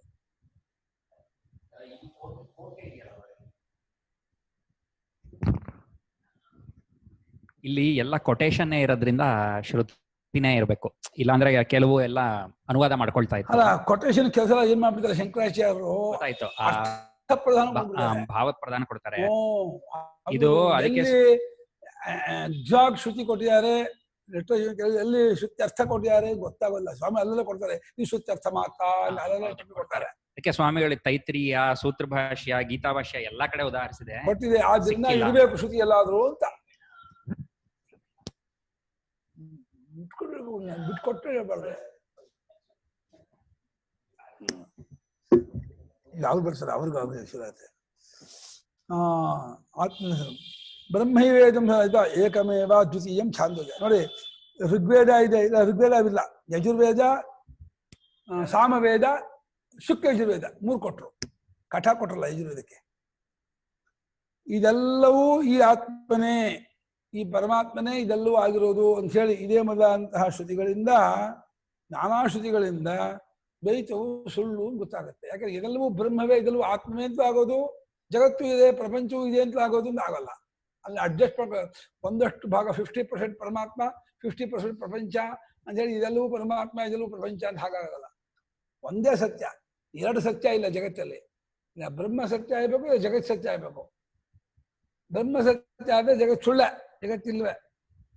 ಬ್ರಹ್ಮ ಸತ್ಯಂ ಜಗನ್ಮಿಥ್ಯಾ, ಬ್ರಹ್ಮೋ ಜೀವೋ ಅಪ್ಪ. ಇವನು ನಮ್ಮ ಹುಡುಗರು ಹೇಳ್ಬಿಟ್ರಲ್ಲೋ, ನೀ ಕೊಟ್ಟಿಯಾ? ಇದೇ ಮೊದಲಾದ ಶ್ರುತಿಗಳಿಂದ ದ್ವೈತವು ಸುಳ್ಳು ಎಂಬುದಾಗಿ ಗೊತ್ತಾಗತ್ತೆ ಎಂದು. ಸತೋಹಿ ಉತ್ಪತ್ತಿ ಪ್ರಳಯೋವ ಸ್ಯಾತ್ ನ ಅಸತಃ ಶಶವಿಷಾಣಾದೆ. ನೋಡಪ್ಪ ಶಿಷ್ಯ, ಏನ್ ಹುಟ್ಟಬೇಕಾದ್ರೂ ಇದ್ದದ್ದು ಹುಟ್ಟಪ್ಪ, ಇಲ್ಲದ್ದು ಹುಟ್ಟತ್ತಪ್ಪ. ಇದ್ದದ್ದೇ ಅಲ್ಲನೇ ಹುಟ್ಟಬೇಕೋ. ಸತೋಹಿ ಸತ್ತಿನಿಂದಲೇ ಎಲ್ಲಕ್ಕೂ ಉತ್ಪತ್ತಿ ಆಗಬೇಕೇ ಹೊರತು ಎರಡರ್ಥ. ಸತ್ವದಿಂದ ಸದ್ರೂಪನಾದ ಪರಮಾತ್ಮನಿಂದಲೇ ಎಲ್ಲವೂ ತೋರ್ಬೇಕು, ಅವನೇ ತೋರ್ಬೇಕು. ಇಲ್ಲ ಇರುವ ಪೃಥ್ವಿಯಾದಿಗಳೇ ತೋರ್ಬೇಕು. ಅವಾಗ ಏನಾಗಿದೆ, ಮುಂಚೆ ಪೃಥ್ವಿಯಾದಿ ಇದೆ ಅಂದ್ರೆ ದ್ವೈತ ಯಾವಾಗೂ ಇದ್ದೇ ಇರ್ತಾ ಬರುತ್ತೆ. ಸತ್ಯದಿಂದಾನೆ ಸನ್ಮಾತ್ರದಿಂದಲೇ ಆಗಬೇಕು. ಇರುವ ಗಡಿಗೆ ಹುಟ್ಟತ್ತೇನು ಹಾಗಿಲ್ಲ, ಇರುವ ಗಡಿಗೆ ಹುಟ್ಟತ್ತೇನು ಬಿಡ್ತಾರೆ. ಇರುವ ಗಡಿಗೆ ಹುಟ್ಟತ್ತೆ ಅಂದ್ರೆ ಯಾವಾಗಲೂ ಗಡಿಗೆ ಇರುತ್ತೆ ಅಂತ ಬಿಟ್ರೆ ಗಡಿಗೆ ಸತ್ಯ ಅಂತ ಬಿಡುತ್ತೆ. ಸತೋಹಿನ ಸತ್ಯನಿಂದ ಸನ್ಮಾತ್ರದಿಂದ ಅದ್ವಿತೀಯವಾದ ಪರಬ್ರಹ್ಮದಿಂದಲೇ ಎಲ್ಲದರ ಉತ್ಪತ್ತಿ ಪ್ರಳಯ ಆಗಬೇಕೇ ಹೊರತು ಮೊಲದ ಕೊಂಬಿನಿಂದ ಬಂಜೆ ಮಗನಿಂದ ಆಕಾಶ ಪುಷ್ಪದಿಂದ ಯಾವುದು ಹುಟ್ಟಲ್ಲ, ಪ್ರಳಯವೂ ಆಗಲ್ಲ. ಏನು ಹುಟ್ಟಲ್ಲ, ಪ್ರಳಯವೂ ಆಗಲ್ಲ. ಇದು ಅನ್ನೋದು ಅನುಭವ ವಾಕ್ಯ ನೋಡ್ಕೊಳ್ಳಿ. ಏನಿದೆ, ಯಾಕಂದ್ರೆ ಸನ್ಮಾತ್ರವೇ ಜಗತ್ತೆಲ್ಲ ಅನುಸೃತವಾಗಿದೆ, ಅನುಗತವಾಗಿದೆ. ಅದನ್ನ ಸನ್ಮಾತ್ರವೇ ಜಗತ್ತಾಗಿ ತೋರ್ತಾ ಇದೆ. ಸತ್ಯನಿಂದ ಜಗತ್ತು ಉಂಟಾಗಿರೋದು. ನಾಪಿ ಅದ್ವೈತಂ ಉತ್ಪದ್ಯತೆ ಲೀಯತೇವ. ನಾಪಿ ಅದ್ವೈತಂ ಉತ್ಪದ್ಯತೆ ಲೀಯತೇವ. ಅಲ್ಲ, ಸತ್ಯದಿಂದ ಹುಟ್ಟತ್ತೆ ಅಂದ್ರೆ ಸತ್ಯ ಅಲ್ವಾ ಅದ್ವೈತ? ಸತ್ಯದಿಂದ ಹುಟ್ಟತ್ತೆ ಪ್ರಳಯವಾಗತ್ತೆ ಅಂತ ಆಗ್ಬೇಕು. ಅವ್ರು ಇಲ್ಲ ಅಂತ ಒಪ್ಕೊಂಡ್ಬಿಟ್ಟು ಇವಾಗ ಅದ್ವೈತ ಹುಟ್ಟಲ್ಲ ಅಂದ್ರೆ ಅವಾಗ ಸತೋಹಿ ಉತ್ಪತ್ತಿ ಪ್ರಳಯವ ವಾಕ್ಯ ಕರ್ಸ ಏನೋ ಹೋಯ್ತು, ಆ ಹಿಂದಕ್ಕೆ ಬಿದ್ದೋಯ್ತು. ಅದ್ವೈತ ಹುಟ್ಟೋದು ಇಲ್ಲ, ಅಡಗೋದು ಇಲ್ಲ ಅಂತ ಯಾವಾಗ ಬಿಟ್ರೆ ಸತ್ಯದಿಂದಲೂ ಏನು ಹುಟ್ಟಲ್ಲ, ಸತ್ಯನಲ್ಲೂ ಏನು ಅಡಗಲ್ಲ. ಮೊದಲು ಏನು ಹುಟ್ಟಬೇಕಾದ್ರೂ ಸತ್ಯದಲ್ಲೇ ಹುಟ್ಟಬೇಕು, ಸತ್ಯಲ್ಲೇ ಅಡಗಬೇಕು, ಸತ್ಯಲ್ಲೇ ಇರಬೇಕು ಅಂದ್ರು. ಆಮೇಲೆ ಸತ್ಯ ಹುಟ್ಟಲ್ಲ ಅಂದ್ಬಿಟ್ರು. ಅಯ್ಯಯ್ಯ, ಸತ್ಯದಿಂದಲೇ ಹುಟ್ಟಬೇಕು, ಸತ್ಯನಲ್ಲೇ ಅಡಗಬೇಕು, ಸತ್ಯಲ್ಲೇ ಇರಬೇಕು ಅಂತ ಹೇಳ್ಬಿಟ್ಟು ಸತ್ಯ ಮಾತ್ರ ಹುಟ್ಟಲ್ಲ ಅಂದ್ಬಿಟ್ರೆ ಹುಟ್ಟಿದ್ದು ಯಾವ್ದು? ಹಾಗಾದ್ರೆ ಅವಿದ್ಯೆ. ಅವಿದ್ಯೆ ಹುಟ್ಟಿದ್ದು, ಪ್ರಪಂಚ ಹುಟ್ಟಿಲ್ಲ. ಅವಿದ್ಯೆ ಕಳ್ಕೊಂಡ್ರೆ ಸಾಕೆ ಹೊರತು ಪ್ರಪಂಚ ಕಳ್ಕೋಬೇಕಾಗಿಲ್ಲ. ನಾಪಿ ಅದ್ವೈತ ಉತ್ಪತ್ತಿ ಅದ್ವಯಂಚ ಉತ್ಪತ್ತಿ ಪ್ರಳಯವಚ್ಚ ಇದು ವಿಪರೀತ. ಅದ್ವಯಂಚ ಉತ್ಪತ್ತಿ ಪ್ರಳಯವಚ್ಚ ಇತಿ ಪ್ರತಿಷಿದ್ಧಂ. Self contradiction. ನನ್ನ ವಾಕ್ಯದ ಅದರ ವಿರುದ್ಧ. ಅದು ಅದ್ವಯವಂತೆ, ಉತ್ಪತ್ತಿ ಪ್ರಳಯ ಉಳ್ಳದ್ದೂ ಆಗಿದೆಯಂತೆ. ಅದಾಗಲ್ಲ. ಅದ್ವಯವಾದ್ರೆ ಉತ್ಪತ್ತಿ ಪ್ರಳಯ ಉಳ್ಳದ್ದಾಗಿರೋದಿಲ್ಲ. ಉತ್ಪತ್ತಿ ಪ್ರಳಯ ಉಳ್ಳದ್ದಾಗಿದ್ರೆ ಅದ್ವಯವಾಗಲ್ಲ. ಅದ್ವಯವೂ ಆಗಿದೆ, ಉತ್ಪತ್ತಿ ಪ್ರಳಯ ಉಳ್ಳದ್ದೂ ಆಗಿದೆ ಅಂದ್ರೆ ಅದನ್ನ ನಮ್ಗೆ ಅರ್ಥ ಮಾಡ್ಕೊಳಕ್ಕಾಗಲ್ಲ. ನವಯಂ ಶಕ್ರುಮಃ ಅದು ಅವದಂತೂ ನಿಮ್ಗೆ ಅರ್ಥ ಆಗೋದಾದ್ರೆ ದೊಡ್ಡವರು, ನಮ್ಗಂತೂ ಅದು ಖಂಡಿತ ಅರ್ಥ ಆಗಲ್ಲ. ನಮ್ಗೆ ಏನಿದೆಯೋ ಅದು ಅರ್ಥ ಆಗುತ್ತೆ. ಇದೋ ಸತ್ವೊಂದೇ, ಅದು ಅದ್ವಿತೀಯವಾದ ಬ್ರಹ್ಮ, ಅದು ಅದ್ವೈತ ಸ್ವರೂಪ. ಅದನ್ನ ನಾವು ಅರ್ಥ ಮಾಡ್ಕೊಳ್ಳಿ. ನಮ್ಮ ಶಕ್ತಿ ಹೊರತು ಯಾವ ಹುಟ್ಟನ್ನು ಪ್ರಳಯವನ್ನು ನಮಗೆ ಅರ್ಥ ಮಾಡ್ಕೊಳಕ್ಕಾಗಲ್ಲ, ತಿಳಿಸ್ಕೊಳಕ್ಕಾಗಲ್ಲ. ಹಾಗಾಗಿ ಅದ್ವೈತವೂ ಆಗಿದೆ, ಉತ್ಪತ್ತಿ ಪ್ರಳಯವೂ ಉಳ್ಳದ್ದಾಗಿದೆ ಅಂದ್ರೆ ಅದು ವಿರುದ್ಧ ಆಗತ್ತೆ. ತನಗೆ ತಾನೇ ವಿರುದ್ಧ. ಚೋಕ್ತಿ ವ್ಯಾಘಾತ ಅಂತ. ಎಷ್ಟು ಪುನಃ ದ್ವೈತ ಸಂವ್ಯವಹಾರ ಸಹ ರಜ್ಜು ಸರ್ಪವತ್ ಆತ್ಮನಿ ಪ್ರಾಣಾದಿಲಕ್ಷಣ ಕಲ್ಪಿತಃ ಇತ್ಯುಕ್ತಂ. ಆತ್ಮನಿ ಪ್ರಾಣಾದಿಲಕ್ಷಣ ಕಲ್ಪಿತಃ ಇತ್ಯುಕ್ತಂ. ಯಾರು ಅದ್ವೈತ ಹುಟ್ಟತ್ತೋ ಹುಟ್ಟೋ ನಂಗೆ ಹೇಳ್ಬೇಡಿ. ಇವಾಗ ದ್ವೈತ ವ್ಯವಹಾರ ಕಾಣ್ತಾ ಇದೆ, ಪ್ರಪಂಚ ಕಾಣ್ತಾ ಇದೆ, ನಾವೆಲ್ಲ ವ್ಯವಹಾರ ಮಾಡ್ತಾ ಇದ್ದೀವಿ. ಇದಕ್ಕೆ ಉತ್ತರ ಕೊಡಿ. ಇದೇನಿದು? ಅಷ್ಟೇ ನಮ್ಗೆ ಪ್ರಶ್ನೆ. ಅದ್ವೈತ ಹುಟ್ಟತ್ತಾ, ದ್ವೈತ ಹುಟ್ಟತ್ತಾ, ಇದ್ದದ್ದು ಹುಟ್ಟತ್ತಾ, ಇಲ್ಲದ್ದು ಹುಟ್ಟತ್ತಾ, ಇದ್ದದ್ದು, ಅದೆಲ್ಲ ತುಂಬಾ ಏನೇನೋ ಪ್ರಶ್ನೆ ಮಾಡಿ. ಪ್ರಪಂಚ ಏನ್ ವ್ಯವಹಾರ ಮಾಡ್ತಾ ಇದೀವಿ, ದ್ವೈತ ವ್ಯವಹಾರ ಮಾಡ್ತಾ ಇದೀವಿ, ಇದು ಹುಟ್ಟತ್ತೋ ಅದು ಇದೆಯೋ ಇಲ್ವೋ ಅಂತ ಕೇಳಿದ್ರೆ ಅದಕ್ಕೆ ನಮ್ಮ ಉತ್ತರ ಏನು ಗೊತ್ತಾ? ಸಹ ರಜ್ಜು ಸರ್ಪವತ್ ಕಲ್ಪಿತಃ. ನೀವೇನು ದ್ವೈತ ಸಂವ್ಯವಹಾರ ಮಾಡ್ತಾ ಇದ್ದೀರಿ, ಬಿಡಿಬಿಡಿಯಾಗಿರುವಂಥ ಪ್ರಪಂಚ ಇದೆ, ನಾನ್ ಬೇರೆ, ಪ್ರಪಂಚ ಬೇರೆ, ನಾಮರೂಪಗಳು ಬೇರೆ, ಜನ ಬೇರೆ ವ್ಯವಹಾರ ಮಾಡ್ತಿದ್ದೀರಾ, ಅದು ಹಗ್ಗದಲ್ಲಿ ಹಾವಿನಂತೆಯೇ ಆತ್ಮನಲ್ಲಿ ಈ ಪ್ರಾಣಾದಿ ಲಕ್ಷವಾದ ದ್ವೈತವು ಕಲ್ಪಿತವಾಗಿದೆ. ಪ್ರಾಣಾದಿ ರೂಪವಾಗಿರೋ ದ್ವೈತವು ಆತ್ಮನಲ್ಲಿ ಕಲ್ಪಿತಗಳಪ್ಪ. ನೀನು ಆತ್ಮಲ್ಲಿ ನಿಂತ್ಕೊಂಡು ನೋಡಪ್ಪ. ನಾವು ಪ್ರಪಂಚ ಕಂಡ್ರೆ ಅವಾಗ ನಾವು ಪ್ರಪಂಚ ಇದೆ ಅಂತ ಒಪ್ಕೊಳ್ತೀನಿ. ನೀನು ಇಂದ್ರಿಯಕ್ಕೆ ಬಂದು ದೇಹಕ್ಕೆ ಬಂದು ಪ್ರಪಂಚ ಕಾಣ್ತಾ ಇದ್ದೀನಿ ಅಂದ್ರೆ ನಾನು ಒಪ್ಪಲ್ಲ. ಈ ಕೆಂಪು ಕನಕ ಹಾಕೊಂಡು ನೋಡಿ, ಬಿಳಿ ಹಾಲು ಕೆಂಪು ತಂದ್ಬಿಟ್ರೆ ಹಾಲು ಕೆಂಪಾಗಿರತ್ತಾ? ಈ ಕನ್ನಡಕ ಕೆಂಪ, ಕನ್ನಡಕ ಹಸಿರು. ಅದು ನೋಡಿದ್ರೆ ಹಾಲು ಕೆಂಪಾಗಿದೆ, ಹಸಿರಾಗಿದೆ ಅಂದ್ರೆ ಹಾಲು ಕೆಂಪು ಹಸಿರಾಗತ್ತಾ? ಕನ್ನಡಕ ದೋಷ. ಅದೇ ರೀತಿ ಇಂದ್ರಿಯ ದೋಷ, ಮನಸ್ಸಿನ ಉಪಾಧಿ ದೋಷ. ಅಲ್ಲಿಂದ ನೋಡ್ಬೇಡ. ಕೇವಲ ನೀನ್ ಯಾವುದೋ, ನೀನ್ ಏನೋ ಅಲ್ಲಿ ನಿಂತ್ಕೊಂಡು ನೋಡು, ಪ್ರಪಂಚ ತೋರಿಸು. ಅವಾಗ ನಾನು ಇದೇ ಪ್ರಪಂಚ ಒಪ್ಕೊಂಡ್ಬಿಡ್ತೀನಿ. ಅಲ್ಲಿ ನಿಂತ್ಕೊಂಡು ನೋಡಿದ್ರೆ ಪ್ರಪಂಚವೂ ಇಲ್ಲ, ನಾಮರೂಪ ಏನೂ ಇಲ್ಲ, ಅದೇ ಸತ್ಯ. ಡೈರೆಕ್ಟ್ ನೀನೇ ನೋಡ್ತೀಯಲ್ಲ, ಅದು ಸತ್ಯ. ಇದು ಇನ್ನೊಬ್ಬರ ಪಾಠ. ದೇಹೇಂದ್ರಿಯ ಮನೋಬುದ್ಧಿಗಳ ಪಾಠವನ್ನ ನೆಚ್ಕೊಂಡು ಪ್ರಪಂಚ ಇದೆ ಅಂದ್ರೆ ಅದು ಒಪ್ಕೊಳ್ಳೋಕ್ಕಾಗಲ್ಲ. ಅವ್ರು ಸುಳ್ಳು ಹೇಳೋರು, ಮೋಸ ಮಾಡೋರು. ನಿಮ್ಮನ್ನು ಹೇಗಾದ್ರೂ ದಾರಿ ತಪ್ಪಿಸ್ಬೇಕು, ಹೇಗಾದ್ರೂ ಮಾಡಿ ನಿಮ್ಮನ್ನ ತತ್ವ ಕೆಡಬೇಕು ಅಂತ ಹೇಳಿ ಒದ್ದಾಡ್ತಾ ಇವೆ. ಅವ್ರನ್ನ ನೆಚ್ಕೋಬೇಡಿ. ನಿಮ್ಮ ಸ್ವಾಮಿ ಒಬ್ಬ ಇದ್ದಾನೆ, ನಿಮ್ಮ ದೇಹೇಂದ್ರಿಯ ಮನೋಬುದ್ಧಿಯ ಅಂತ ನೀವು ಅಂದ್ಕೊಂಡಿದ್ದೀರ. ದೇಹೇಂದ್ರಿಯ ಮನೋಬುದ್ಧಿಯ ಸ್ವಾಮಿ ಒಬ್ಬ ಚೇತನ, ಚಿನ್ಮಾತ್ರನು, ಅದ್ವಿತೀಯನು. ಆ ರೂಪದಲ್ಲಿ ಎಲ್ಲವನ್ನು ಹೊರಗೆ ತಳ್ಳಿ ಸಾಕ್ಷಿ ಮಾತ್ರದಿಂದ ನಿಂತ್ಕೊಂಡು ನೋಡಿ, ಆವಾಗ ಏನು ಪ್ರಪಂಚ ಕಾಣಲ್ಲ, ಯಾವ ಕಾಲದೇಶವೂ ಇಲ್ಲ, ಯಾವ ದ್ವೈತವೂ ಇಲ್ಲ. ಅವಾಗ ಕಂಡಿದ್ರೆ ಹೌದು ಪ್ರಪಂಚ ಇದೆ ಕಣಪ್ಪ, ಪೂರ್ವಪಕ್ಷಿ ಒಪ್ಕೊಳ್ತಿದ್ದೆ ಅಂತ ಇದ್ದಾರೆ. ದ್ವೈತ ಸಂವ್ಯವಹಾರ ಅಂದ್ರೆ ಏನಿದೆ, ಅದು ಹಗ್ಗದಲ್ಲಿ ತೋರುವ ಹಾವಿನಂತೆಯೇ ಆ ಪ್ರಾಣಾದಿ ರೂಪವಾದಂತಹ ದ್ವೈತ ಪ್ರಪಂಚವು ಆತ್ಮದಲ್ಲಿ ಕಲ್ಪಿತವಾಗಿದೆ ಅಂತ ಹೇಳಿ ನಾವು ಅನೇಕ ಸಲ ಹೇಳ್ಬಿಟ್ಟಿದ್ದೀವಿ. ಈ ಮುಂದಿನ ವಾಕ್ಯ ಬಹಳ ಇಂಪಾರ್ಟೆಂಟು, ಅಂಡರ್ಲೈನ್ ಮಾಡ್ರಿ, ಗಟ್ ಮಾಡಿ. ಏನು? ಈ ಮನೋವಿಕಲ್ಪನಾಯಾಹ ರಜ್ಜು ಸರ್ಪಾದಿ ಲಕ್ಷಣಾಯಾಹ ರಜ್ವಾಂ ಪ್ರಳಯಃ ಉತ್ಪತ್ತಿರ್ವಾ ನ ಚ ಮನಸಿ ರಜ್ಜು ಸರ್ಪಸ್ಯ ಉತ್ಪತ್ತಿ ಪ್ರಳಯೋ ವಾ ಅದಕ್ಕೋ. ಈ ಎರಡು ವಾಕ್ಯ ಸರಿ ಅರ್ಥ ಮಾಡ್ಕೊಂಡ್ರೆ ಇಡೀ ವೇದಾಂತ ನಿಮ್ಗೆ ಅರ್ಥ ಆದಂಗೆ. ಅದೇನಂತಿದ್ದಾರೆ, ಆ ಹಗ್ಗದಲ್ಲಿ ತೋರುವಂತಹ ಹಾವು ನಿಮ್ಮ ಮನೋವಿಕಲ್ಪನಾ ಅಂತ ಇದ್ದಾರೆ. ಮನೋವಿಕಲ್ಪ ಬರೀ ನಿಮ್ಮ ಮನಸ್ಸಲ್ಲಿ ಏನೋ ಭ್ರಾಂತಿ, ಇಮ್ಯಾಜಿನೇಷನ್. ಮನೋವಿಕಲ್ಪನಾ ಮಾತ್ರವಾಗಿರುವ ರಜ್ಜು ಸರ್ಪವೇ ಮುಂತಾದ ಪ್ರಕಾರದ್ದಾಗಿರುವ ಆ ಇದಕ್ಕೆ ರಜ್ಜುನಲ್ಲಿ ಹಾವಿಗೆ ರಜ್ಜುವಿನಲ್ಲೂ ಪ್ರಳಯ ಇಲ್ಲ, ಮನಸ್ಸಿನಲ್ಲೂ ಪ್ರಳಯ ಇಲ್ಲ. ಯಾಕೆ? ಕಲ್ಪಿತ. ಅದು ಕಲ್ಪಿತಕ್ಕೆ ಎಲ್ಲಿ ಪ್ರಳಯ? ಹಾಗೆ ಪ್ರಪಂಚ ಆತ್ಮಲ್ಲಿ ಅಡಗುತ್ತೋ, ಪ್ರಪಂಚದಲ್ಲಿ ಅಡಗುತ್ತೋ, ಮನಸ್ಸಲ್ಲಿ ಅಡಗುತ್ತೋ? ಅಯ್ಯೋ, ಇದ್ದ ವಸ್ತುವಾದ ಎಲ್ಲಡಗತ್ತೆ ಅಂತ ಕೇಳ್ಬೇಕು, ಇಲ್ಲದ್ದಾದ ಎಲ್ಲಡಗತ್ತೆ ಅನ್ನೋ ಅರ್ಥ ಏನಪ್ಪ ಅಂತ ಇದ್ದಾರೆ. ಎಂಥ ವಾಕ್ಯ ಅಂದ್ರೆ, ಕೇವಲ ಮನೋವಿಕಲ್ಪನಾ ಮಾತ್ರವಾಗಿರೋ ರಜ್ಜು ಸರ್ಪಾದಿರೂಪವಾಗಿರ್ತಕ್ಕಂತಹ ವಿಕಲ್ಪಕ್ಕೆ ರಜ್ಜುವಿನಲ್ಲಿ ಉತ್ಪತ್ತಿಯೂ ಇಲ್ಲ, ರಜ್ಜುವಿನಲ್ಲಿ ಪ್ರಳಯವೂ ಇಲ್ಲ. ಅದೇ ರೀತಿ ಮನಸ್ಸಿನಲ್ಲಿ ಕಲ್ಪಿತವಾಗಿರೋ ರಜ್ಜು ಸರ್ಪಕ್ಕೂ ಮನಸ್ಸಿನಲ್ಲೂ ಉತ್ಪತ್ತಿ ಇಲ್ಲ, ಪ್ರಳಯವೂ ಇಲ್ಲ. ನೋಡಿ, ಇವಾಗ ನಿಮ್ ಮನಸ್ಸಲ್ಲೂ ಹುಟ್ಟಿಲ್ಲ ಅಂತ ಇದ್ದಾರೆ.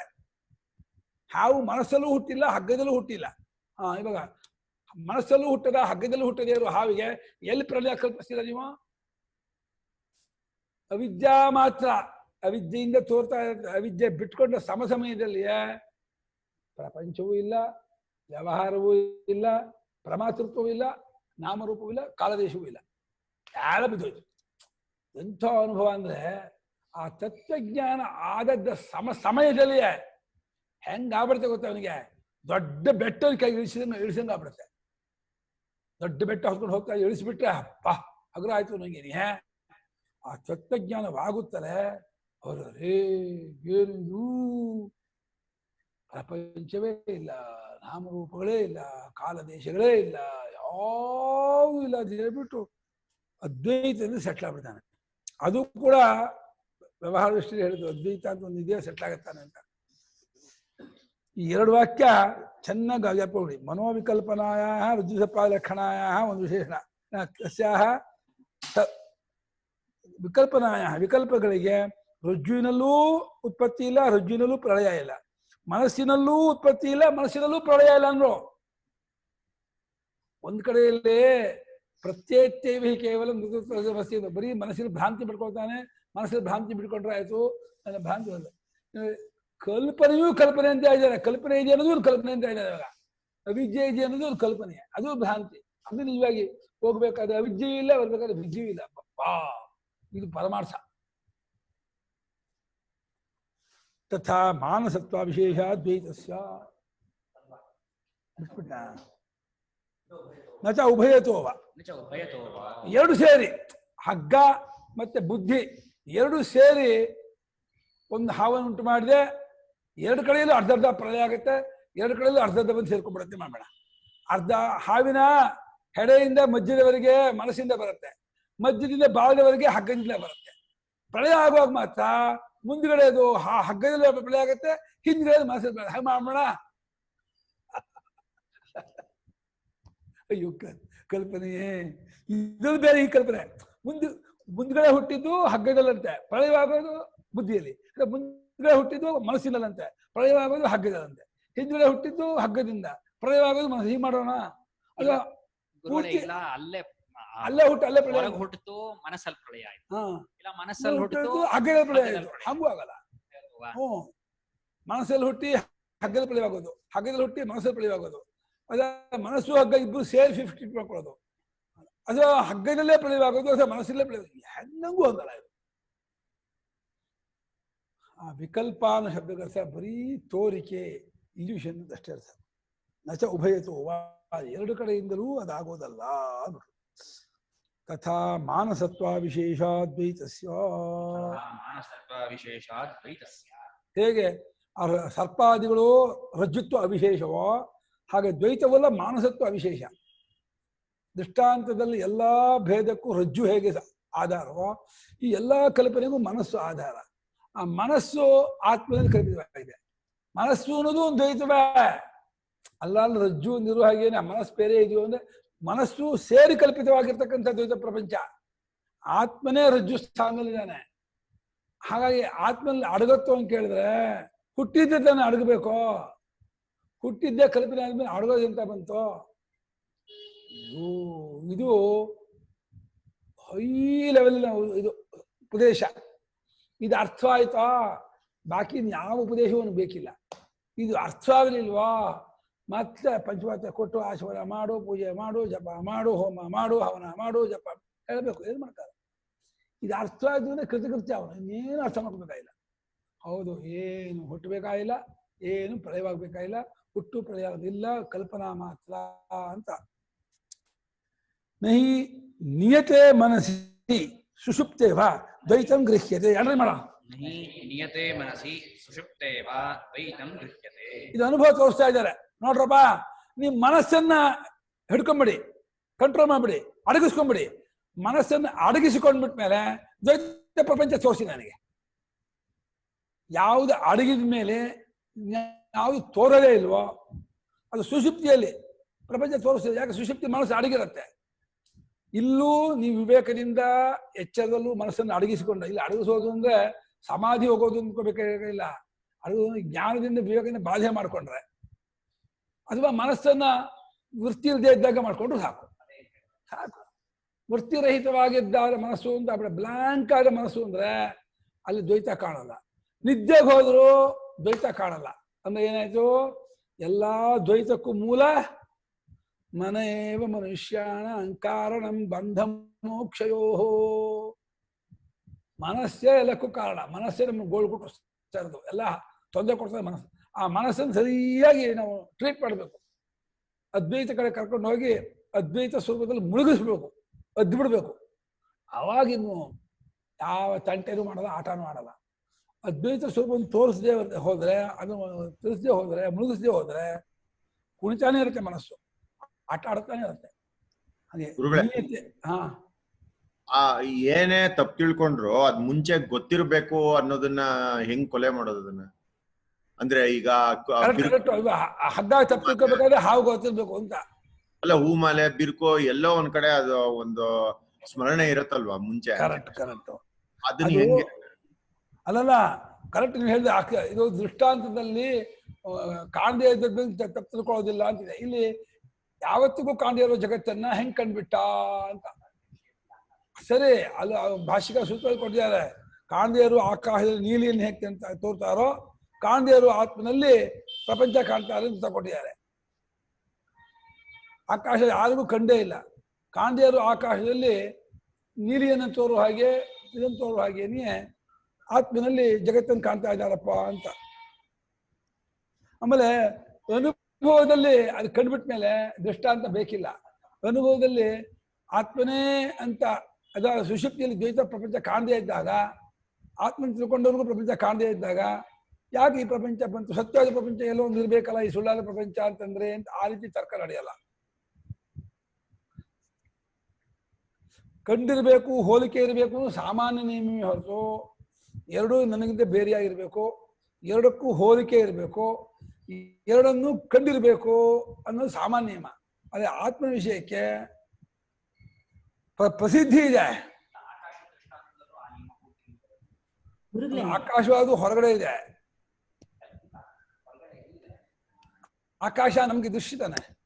ಭಾರತದಲ್ಲಿ ಆಕಾಶ ದೃಶ್ಯ ಅವರೊಳೆ ಮನಸ್ಸಿಗೆ ಗೊತ್ತಾಗ್ತದೆ. ಆಕಾಶ ಅದು ಕಲ್ಪನೆನೇ ಅಷ್ಟೇ. ಈಗ ವ್ಯವಹಾರದಲ್ಲಿ ಆಕಾಶ ವ್ಯವಹಾರ ಮಾಡ್ತೀವಲ್ಲ, ವ್ಯವಹಾರಕ್ಕೆ ಇಟ್ಕೊಂಡ್ಬಿಟ್ಟಿದೀವಿ. ಆ ಕಲ್ಪಿತ ಎಲ್ಲವೂ ಕಲ್ಪಿತವೆ.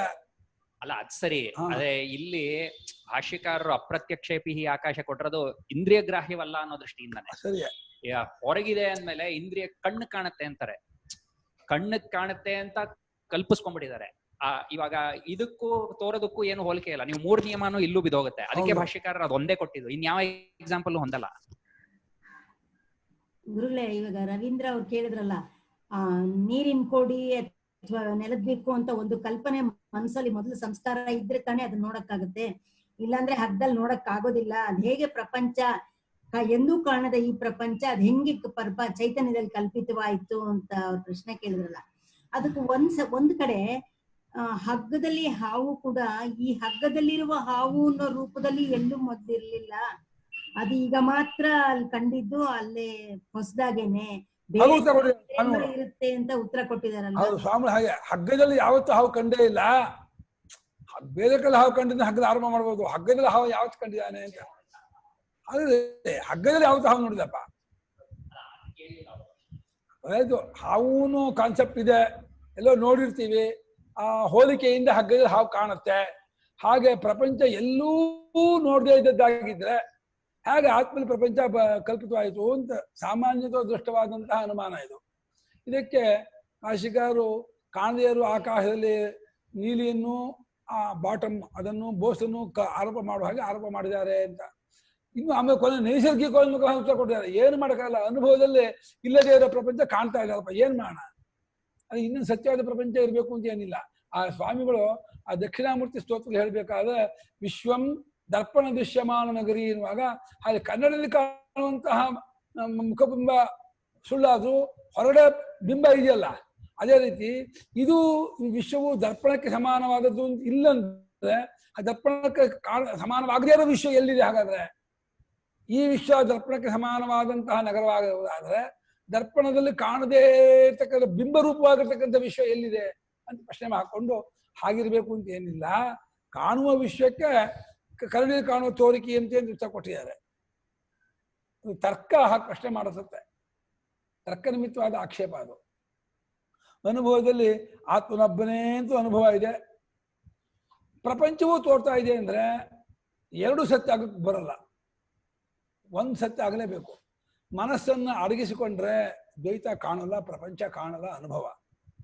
ಹಾಗಿದ್ಮೇಲೆ ಆ ಮನಸ್ಸನ್ನು ಅಡಗಿದ್ರೆ ಪ್ರಪಂಚ ಕಾದ ಮೇಲೆ ಈಗ ಪ್ರಪಂಚ ಕಾಣ್ತಾ ಇದ್ದೀವಿ ಅಂದ್ರೆ ಅವಿದ್ಯೆಯಿಂದ ತೋರ್ತಾ ಇದ್ದೀವಿ ಅಂತ ಅರ್ಥ. ಇದು ಏನ್ ಮಾಡ್ಬಿಡ್ತಾನೆ ಸರ್, ಮನಸ್ಸು ಅಡಗಿಸಿದ್ರೆ ಪ್ರಪಂಚ ಕಾದಿರ್ಬೋದು, ಅದು ಆತ್ಮನೇ ಪ್ರಪಂಚವಾಗಿ ತೋರ್ತಾ ಇದೆ ಅಂದ್ರೆ ಏನು ಹೋಲಿಕೆ ಇದೆ ಅಂದ್ರೆ ಆತ್ಮನಿಗೂ ಪ್ರಪಂಚಕ್ಕೂ, ಅಲ್ಲಿ ಹಗ್ಗಕ್ಕೂ ಹಾವಿಗೂ ಹೋಲಿಕೆ ಇದೆ. ಈಗ ಸೊಟ್ಟಪಟ್ಟ ಇರೋದು ಒಂದು ಹೋಲಿಕೆ ಇದೆ, ಆಮೇಲೆ ಹೊರಗಡೆ ಇದೆ, ಇಲ್ಲಿ ನಾನು ಒಬ್ಬ, ಇಲ್ಲಿ ಪ್ರಪಂಚ, ನನ್ನನ್ನು ನೀನು ಅಂತ, ನಿನ್ನನ್ನು ನಾನು ಅಂತ. ಹೀಗೆ ತಪ್ಪು ತಿಳ್ಕೊಳ್ಳೋದು ಉಂಟೇನ್ರಿ ಪ್ರಪಂಚದಲ್ಲಿ? ಯಾರು ಹಾಗೆ ತಪ್ಪು ತಿಳ್ಕೊಳ್ಳಲ್ಲ ಅಂತ. ತಪ್ಪು ತಿಳ್ಕೊಂಡಿದಾರಲ್ಲ ಇಲ್ಲೇ, ಅಷ್ಟೇ. ತಿಳ್ಕೊಳ್ಳಲ್ಲ ಅನ್ನೋ ತರ್ಕ ಸರಿ, ಆಗ್ಬಿಟ್ಟಿದೆಯಲ್ಲ ಅಂತ ಅನುಭವ. ಅತಃ ಮನೋವಿಕಲ್ಪನಾ ಮಾತ್ರ ದ್ವೈತಮಿತಿ ಸಿದ್ಧಂ. ಆದ್ದರಿಂದ ದ್ವೈತವೆಂಬುದು ಮನಸ್ಸಿನ ವಿಕಲ್ಪನಾ ಮಾತ್ರವೇ, ಮನಸ್ಸಿನ ಅಲುಗಾಟವೇ ದ್ವೈತ, ಮನಸ್ಸಿನ ಸ್ಪಂದನವೇ ದ್ವೈತ. ಮನಸ್ಪಂದನವನ್ನು ಅಡಗಿಸಿಕೊಂಡರೆ ದ್ವೈತ ಇರೋದಿಲ್ಲ.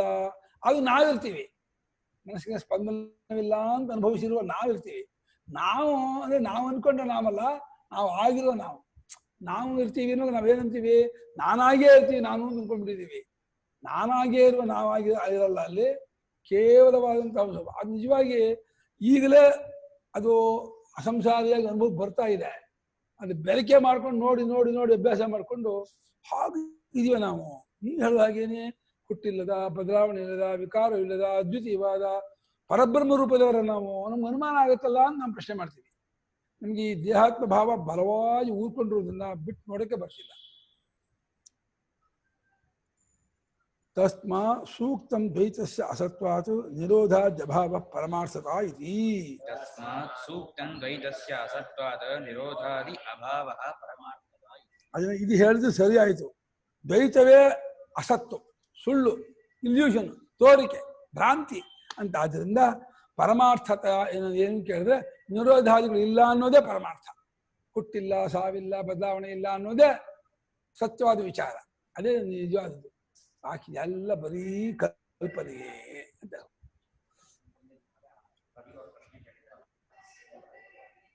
ಯಜ್ಜೇವಂ ದ್ವೈತಾಭಾವೇ ಶಾಸ್ತ್ರ ವ್ಯಾಪಾರ ನ ಅದ್ವೈತೆ. ಶಾಸ್ತ್ರ ವ್ಯಾಪಾರ ಅದ್ವೈತೆ. ಹಾಗಾಗಿ ಇವಾಗ ಶಾಸ್ತ್ರ ವ್ಯಾಪಾರ ಮಾಡ್ತಾ ಇರೋದು ಅದ್ವೈತ ವಿಷಯಕ್ಕೋ ದ್ವೈತ ಇಲ್ಲ ಅನ್ನೋ ವಿಷಯಕ್ಕೋ?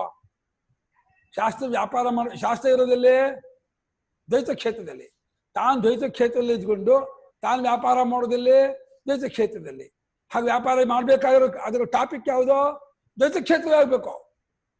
ತಾನಿರೋ ದ್ವೈತ ಕ್ಷೇತ್ರ ಆಗಿ ತನ್ನ ವ್ಯಾಪಾರ ದ್ವೈತ ಕ್ಷೇತ್ರ ಆದ್ಮೇಲೆ ತನ್ನ ಟಾಪಿಕ್ ದ್ವೈತ ಕ್ಷೇತ್ರದಲ್ಲೇ ಆಗ್ಬೇಕು. ಅದ್ವೈತದಲ್ಲಿ ಬರಬಾರ್ದಲ್ಲ. ಅದ್ವೈತದಲ್ಲಿ ಹೆಂಗೆ ಶಾಸ್ತ್ರ ವ್ಯಾಪಾರ ಮಾಡುತ್ತೆ? ಇಲ್ಲ ಅಂತ ಆಗ್ಬಿಡುತ್ತಲ್ಲ, ಆಕ್ಷೇಪ ಇದು. ಹಾ, ದ್ವೈತವಿಲ್ಲ ಅಂತ ವ್ಯಾಪಾರ ಮಾಡೋಕ್ಕೆ ದ್ವೈತಲ್ಲೇ ವ್ಯಾಪಾರ ಮಾಡ್ಬೇಕು. ಆಕ್ಷೇಪ ಇದು, ಇದಲ್ಲ. ಹಾ, ಈ ದ್ವೈತ ಇಲ್ಲ ಅಂತಂದ್ರೆ ಹಿಂದಿನ ಪ್ಯಾರಾದಲ್ಲಿ ದ್ವೈತವಿಲ್ಲ ಅಂತ ನೀವು ತಿಳ್ಕೊಂಡದ್ದು ಯಾವುದರಿಂದ? ಶಾಸ್ತ್ರದಿಂದ. ಶಾಸ್ತ್ರ ಇರೋದಲ್ಲಿ ದ್ವೈತದಲ್ಲಿ, ಶಾಸ್ತ್ರ ವ್ಯಾಪಾರ ಮಾಡೋದಲ್ಲಿ ದ್ವೈತದಲ್ಲಿ, ಶಾಸ್ತ್ರ ಹೇಳೋರು ಯಾರಿಗೆ? ದ್ವೈತದಲ್ಲಿದ್ದವರಿಗೆ. ದ್ವೈತದಲ್ಲಿದ್ದವರಿಗೆ ದ್ವೈತದಲ್ಲಿ ಇದ್ಕೊಂಡು ದ್ವೈತ ವ್ಯಾಪಾರ ಮಾಡಿ ದ್ವೈತವಿಲ್ಲ ಅಂತ ಶಾಸ್ತ್ರ ಹೇಳುತ್ತೆ ಅಂತಂದ್ರೆ ಇದೇನ್ರಿ ಇದು? ಸುಳ್ಳಾದ ವೇದ, ಸುಳ್ಳಾದ ಶಿಷ್ಯನಿಗೆ ಸುಳ್ಳಾದ ಗುರುವನ್ನು ಇಟ್ಕೊಂಡು ಸುಳ್ಳಾದ ಸಾಧನೆಯ ಮೂಲಕ ಸುಳ್ಳಾದ ಜ್ಞಾನವನ್ನು ಕೊಟ್ಟು ನಿಜವಾದ ಮೋಕ್ಷ ಆಗತ್ತಾ? ಮೋಕ್ಷ ಆಗತ್ತೆ ಅನ್ನೋದು ಸುಳ್ಳ. ಏನ್ ಮೋಕ್ಷ ಆಗ್ಬೇಕು? ಅದು ಸುಳ್ಳ. ಅದು ಮೋಕ್ಷ ಆಗೋದು ಇಲ್ಲೇ ಇಲ್ಲ ನಮ್ಮ ಪ್ರಕಾರ. ವಿರೋಧ. ಶಾಸ್ತ್ರ ಅದ್ವೈತದಲ್ಲಿ ಯಾಕೆ ವ್ಯಾಪಾರ ಇಲ್ಲ ಶಾಸ್ತ್ರಕ್ಕೆ ಅಂದ್ರೆ ವಿರೋಧ ಆಗತ್ತೆ. ಅದ್ವೈತ ಶಾಸ್ತ್ರ ವ್ಯಾಪಾರ ಅಂದ್ರೆ ನಂಗೆ ನಾಲಿಗೆ ಇಲ್ಲ ಅದು ನಾನು ಕಿಸ್ಕೋತೀನಿ ಅಂದ್ರೆ, ನಾಲಿಗೆ ಇಲ್ಲ ಅಂದ್ರೆ ನೀನು ಕಿಸ್ಕೋಕ್ಬಾರ್ದು. ಕಿಸ್ಕೊಳ್ಬೇಕಾದ್ರೆ ನಾಲಿಗೆ ಇಲ್ಲ ಅಂದ್ರೆ ಹೇಗೆ ವಿರುದ್ಧವೋ, ಅದ್ವೈತವೂ ಆಗಿದೆ ಶಾಸ್ತ್ರ ವ್ಯಾಪಾರವೂ ಇದೆ ಅಂದ್ರೆ ಅದು ಹೊಂದಲ್ಲ ಅಂತ. ತಥಾಚ ಸತಿ ಅದ್ವೈತಸ್ಯ ವಸ್ತುತ್ವೇ ಪ್ರಮಾಣಾಭಾವಾತ್ ಶೂನ್ಯವಾದ ಪ್ರಸಂಗಃ ದ್ವೈತಸ್ಯ ಚ ಅಭಾವಾತ್. ಸ್ವಾಮಿ, ದ್ವೈತವನ್ನು ನೀವೇ ಇಲ್ಲ ಅಂದ್ಬಿಟ್ರಿ, ಆಯ್ತು. ಇನ್ನು ಅದ್ವೈತಕ್ಕೆ ಇದೇನು ಪ್ರಮಾಣ ಇಲ್ಲ. ಯಾಕೆಂದ್ರೆ ದ್ವೈತ ವಸ್ತುವನ್ನು ತಗೋಬೇಕು ಪ್ರಮಾಣವನ್ನ ನೀವು. ಅದ್ವೈತ ಇದೇನಕ್ಕೆ ಪ್ರೂಫನ್ನ ಯಾವ್ದು ಮಾಡ್ಬೇಕು? ದ್ವೈತಲ್ಲೇ ತಗೋಬೇಕು. ದ್ವೈತ ಕ್ಷೇತ್ರದ ಒಂದು ವಸ್ತುವನ್ನೇ ತಗೊಂಡು ಪ್ರೂವ್ ಮಾಡ್ತೀರಾ ಅದ್ವೈತ ಅಂತ, ಅದು ಸರಿ ಆಗೋಲ್ಲ. ಅದ್ವೈತ ಕ್ಷೇತ್ರದಲ್ಲಿ ಏನು ಪ್ರೂವ್ ಮಾಡೋದು ಯಾರೂ ಇಲ್ಲ, ಯಾವುದೂ ಇಲ್ಲ. ಹಾಗಾಗಿ ಅದ್ವೈತವೆಂಬುದು ಒಂದು ವಸ್ತು, ಒಂದು ತತ್ವ, ಒಂದು ಪರಮಾರ್ಥ ಅನ್ನೋದಕ್ಕೆ ಪ್ರಮಾಣವೇ ಇಲ್ಲವಾದ್ದರಿಂದ ಎಲ್ಲಿಗೆ ಬಂದು ನಿಂತು ಗೊತ್ತಾ ನಿಮ್ಮ ಈ ವಿಚಾರ? ಶೂನ್ಯವಾದಕ್ಕೆ ಬಂದು ನಿಂತು ಬಿಡ್ತು. ಬೌದ್ಧರ ವಾದವನ್ನೇ ಈ ರೀತಿ ಒಂದು ಹೀಗೆ ಇಟ್ಕೊಂಡ್ರೆ ನೀವು, ಬೌದ್ಧ ನೇರ ಶೂನ್ಯ ಅಂದ್ರು, ನೀವು ಈ ರೀತಿ ಹೇಳ್ಕೊಂಡ್ ಏನು ಹೇಳ್ತೀನಿ ನೀವು ಶೂನ್ಯ ಸಿಕ್ಕಾಕೊಂಡ್ಬಿಟ್ರಿ. ಹಿಂಗಾಯ್ತಲ್ಲ ಅಂತ ಪ್ರಶ್ನೆ. ರಜ್ಜು ಸರ್ಪ ಇಲ್ಲಿ ಮತ್ತೆ ನಿಲ್ಸ ಕೊಡ್ರಲ್ಲಿಗೆ. ರಜ್ಜು ಸರ್ಪಾದಿ ವಿಕಲ್ಪನಾಯ ನಿರಾಸ್ಪದತ್ವಾನುಪತ್ತಿ ರೀತಿ ಪ್ರತ್ಯುಕ್ತಮೇತತ್ ಕಥಂ ಉಜ್ಜೀವಯಸಿ ಇತಿ. ಸತ್ತೋಗಿರೋ ವಿಚಾರ ಕಣೋ, ಇದನ್ನ ಹೆಂಗ ಬದುಕಿಸ್ತೀಯಾ? ಹಗ್ಗದಲ್ಲಿ ತೋರುವ ಹಾವೆಂಬ ವಿಕಲ್ಪನೆಗೆ ಹಗ್ಗ ಇರಲೇಬೇಕೋ ಇಲ್ವಾ? ವಿಕಲ್ಪಕ್ಕೆ ಆಸ್ಪದ ಇಲ್ಲದೆ ವಿಕಲ್ಪ ಹೆಂಗೆ ತೋರುತ್ತೆ?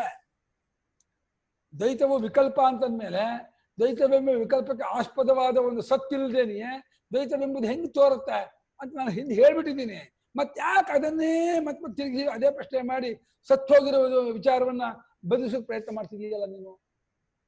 ಕಥಂ ಜೀವೈಸಿ, ಹೆಂಗೆ ಚೆನ್ನಾಗಿ ಬದುಕಿಸ್ತೀಯಾ? ಇವಾಗ ಎಲ್ಲ ವಿಕಲ್ಪ, ಎಲ್ಲ ಕಲ್ಪನೆ ಆಸ್ಪದ ಇಲ್ಲದೆ ತೋರಲ್ಲ. ಬೆಳ್ಳಿ ಕಪ್ಪೆ ಚಿಪ್ಪೆ ಇಲ್ಲದೆ ತೋರಲ್ಲ, ಹಾವು ಹಗ್ಗ ಇಲ್ಲದೆ ತೋರಲ್ಲ, ಕಳ್ಳ ಮೋಟು ಮರ ಇಲ್ಲದೆ ತೋರಲ್ಲ, ನೀಲಿ ಆಕಾಶ ಇಲ್ಲದೆ ತೋರಲ್ಲ. ಅಂದ್ಮೇಲೆ ದ್ವೈತ ಪ್ರಪಂಚ ಕಲ್ಪನೆ ಅಂದ್ರೆ ಸತ್ತು, ಅಸತ್ತಿಗೆ ಸತ್ತ ಆಧಾರ. ಅಸತ್ತಿ ಹೆಂಗೆ ಸತ್ತ ಆಧಾರ ಆಗುತ್ತೆ ಅಂದ್ರೆ, ಅಸತ್ತಿಗೆ ಸತ್ತಲ್ಲದೆ ಇನ್ನೊಂದು ಆಧಾರ ಆಗಕ್ಕಲ್ಲ. ಅಸತ್ತಿಗೆ ಅಸತ್ತ ಆಧಾರ ಆಗತ್ತಾ? ಅಸತ್ತಿಗೆ ಸತ್ತ ಆಧಾರ ಆಗೋದು ಹೊಂದಲ್ಲ, ಕರೆಕ್ಟು. ಯಾಕಂದ್ರೆ ಅಸತ್ತು ಇಲ್ಲದಕ್ಕಿಂತ ಆಧಾರ ಅಂತ. ಆದ್ರೆ ಅಸತ್ತಿಗೆ ಆಧಾರ ಇಟ್ಕೊಂಡು ಸತ್ಯ ಇಟ್ಕೋಬೇಕು. ಇಲ್ಲದ ಮಗನಿಗೆ ಅಪ್ಪ ಅಂತ ಹೇಳ್ದಂಗೆ ಆಯ್ತು ನೀವು. ಸತ್ಯ ಅಸತ್ತಿಗೆ ಸತ್ಯ ಆಧಾರ ಅಂತೆ. ಅಸತ್ ಅಂದ್ರೆ ಏನೋ ಇಲ್ಲದಕ್ಕೆ ಆಧಾರ ಅಂದ್ರೆ ಇಲ್ಲದಕ್ಕೆ ಎಂತ ನೀವು ಇಲ್ಲದನ್ನು ಇದೆ ಅನ್ಕೊಂಡಿದ್ದೀರ, ಅದಕ್ಕೆ ಆಧಾರ ಅಂದಿರೋದು.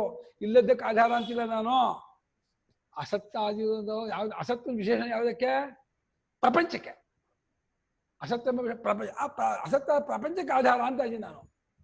ಅಸತ್ ಬ್ರಹ್ಮ ಅಲ್ಲ, ಸತ್ತ ಅಸತ್ ಸತ್ತಲ್ಲ, ಅಸತ್ ಪ್ರಪಂಚ ಅದಕ್ಕೆ ಆಧಾರ. ಅಸತ್ ಬ್ರಹ್ಮ ಅಲ್ಲ, ಅದಕ್ಕೆ ಆಧಾರ ಅಲ್ಲ.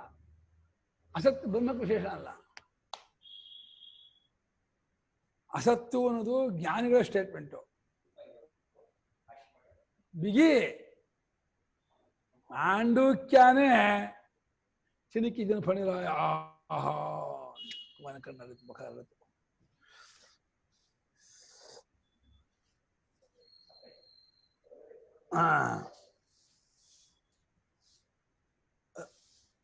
ಹಗ್ಗದ ಹಾವೆ ಮುಂತಾದ ವಿಕಲ್ಪನೆಗಳಿಗೆ ನಿರಾಸ್ಪದವಾಗಿ ಏನು ಆಧಾರವಿಲ್ಲದೇನೆಯೇ ಅವುಗಳು ತೋರೋದು ಹಂಬೋದಿಲ್ಲ ಅಂತ ಹೇಳಿ ಹೇಳ್ಬಿಟ್ಟಿದ್ದೀವಿ ನಾವು. ಇಲ್ಲ ಮಾಡು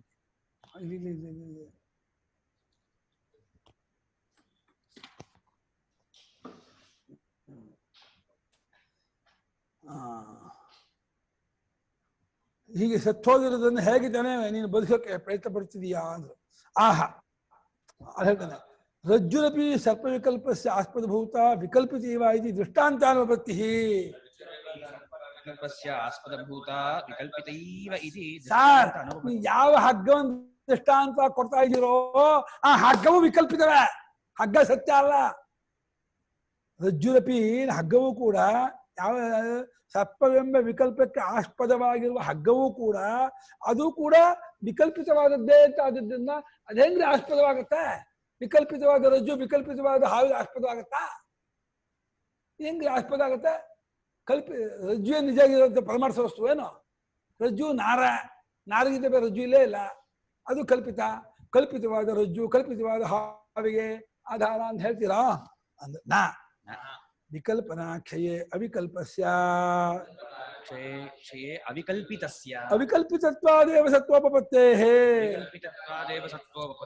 ಇದು ಅನುಭವದ ವಾಕ್ಯ, ಇದು ತರ್ಕವಾಕ್ಯ ಅಲ್ಲ. ಇದು ಎಲ್ಲಾ ವಿಕಲ್ಪನವೂ ಕ್ಷಯವಾದರೆ ಯಾವ ಅನುಭವದ ಬೇಸಿಕ್ ಮೇಲೆ ಅನುಭವನ ಇಟ್ಕೊಂಡು ಎಲ್ಲವೂ ಇಲ್ಲ ಅಂತ ಹೇಳ್ತಿದೀವೋ ಆ ಎಲ್ಲವೂ ಇಲ್ಲ ಅಂತ ಹೇಳ್ತಿರೋ ಅನುಭವವೇ ಆಗಿರೋದ್ರಿಂದ ಅದು ವಿಕಲ್ಪವಾಗೋದಕ್ಕೆ ಹೊಂದಲ್ಲ.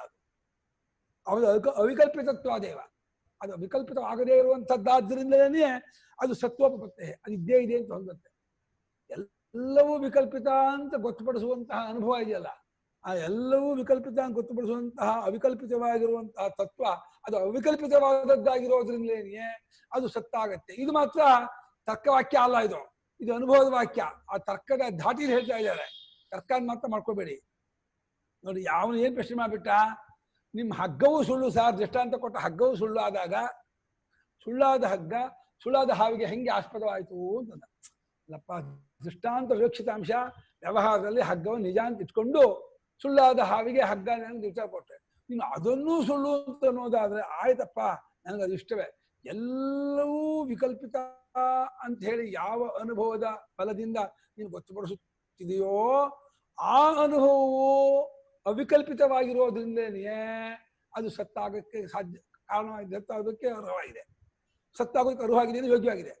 ಎಲ್ಲವೂ ವಿಕಲ್ಪ ಅನ್ನೋದನ್ನು ಯಾವ ಅನುಭವದ ಬೇಸಿಕ್ ಮೇಲೆ ಹೇಳ್ತಿದೆಯೋ ಆ ಅನುಭವವನ್ನು ಮತ್ತೆ ವಿಕಲ್ಪ ಮಾಡಕ್ಕೆ ಇನ್ನೊಂದಿಲ್ಲ ನಿನಗೆ. ಯಾಕೆ ಎಲ್ಲವೂ ಅನ್ನೋ ಪದದಿಂದ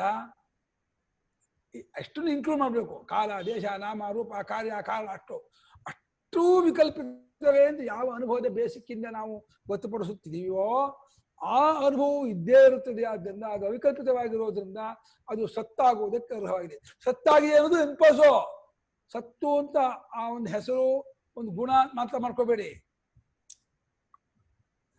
ವಿಕಲ್ಪಿತ ದೃಷ್ಟಿಯಿಂದ ಅದನ್ನು ಸತ್ತು ನಾವಂದೆ. ಇದು ಮಾತ್ರ ಅನುಭವದ ವಾಕ್ಯವೇ ಹೊರತು ಇದು ಕೇವಲ ತರ್ಕವಾಕ್ಯ, ಯುಕ್ತಿವಾಕ್ಯ, ಶಾಸ್ತ್ರವಾಕ್ಯ ಅಲ್ಲ. ಇದು ಸಾಕ್ಷಾತ್ ಅನುಭವ ವಾಕ್ಯ.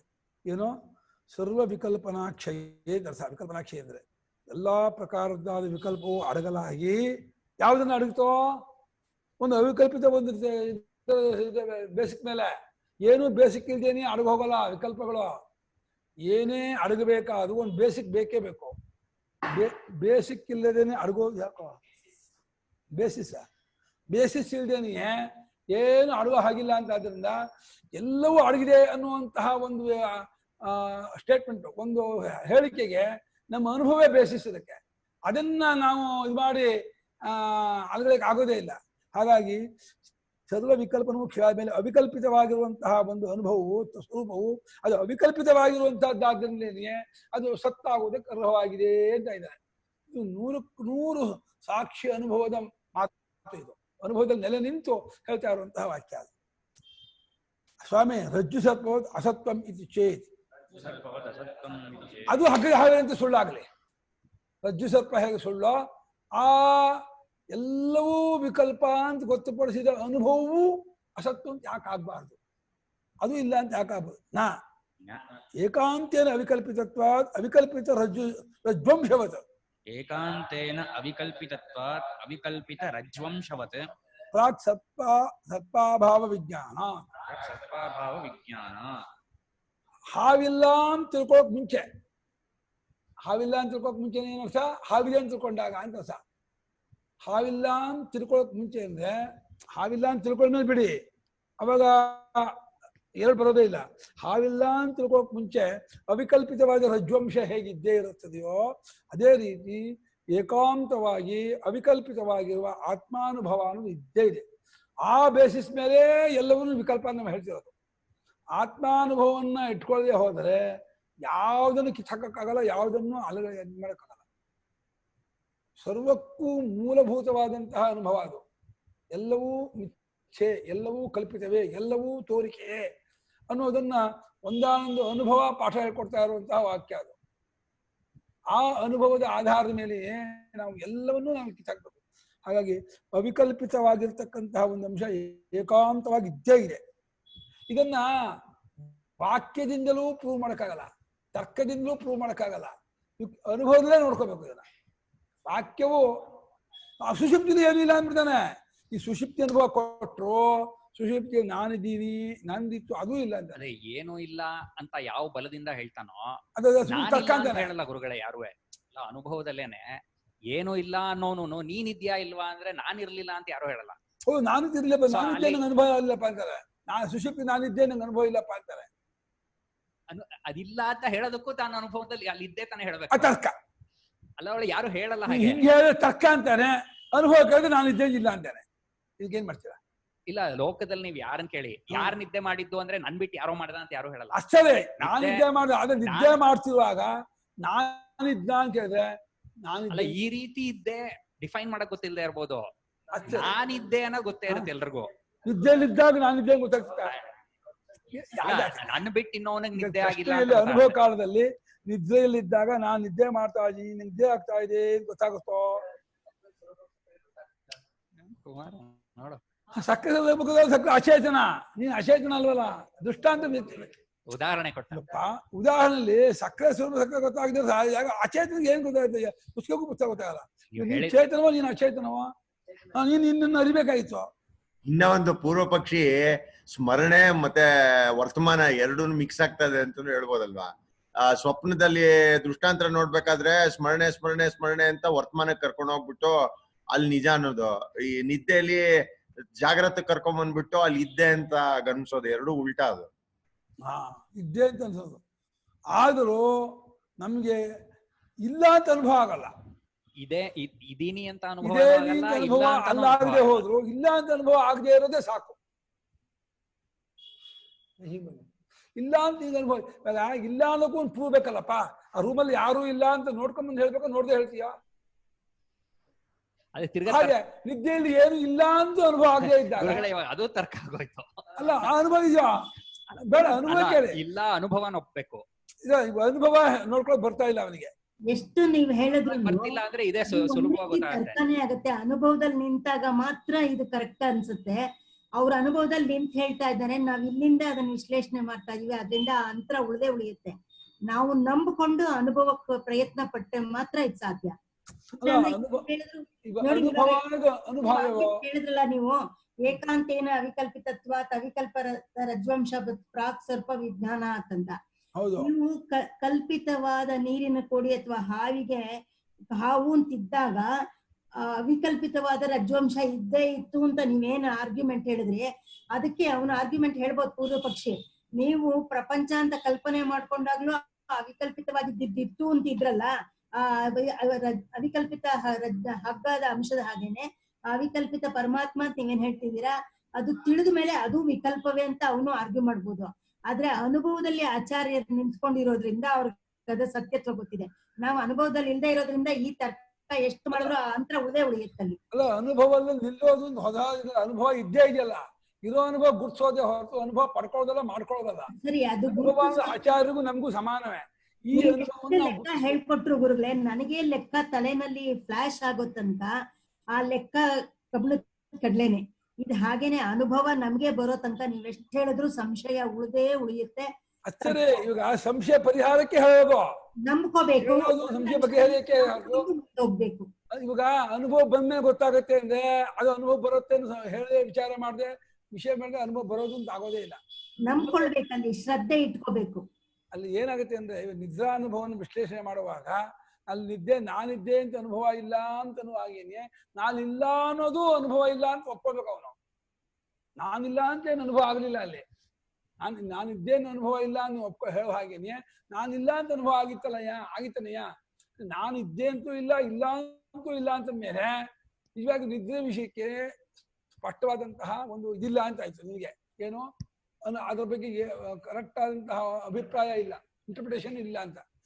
ಇದೇ ಇಲ್ಲ ಅನ್ನೋ ಎರಡೂ ಸಮಾನ ಅಂತ ಆದಾಗ ಅವಾಗ ಇಲ್ಲ ಅಂತ ಇಟ್ಕೋಬೇಕಾ ಇದೇ ಅಂತ ಇಟ್ಕೋಬೇಕಾ?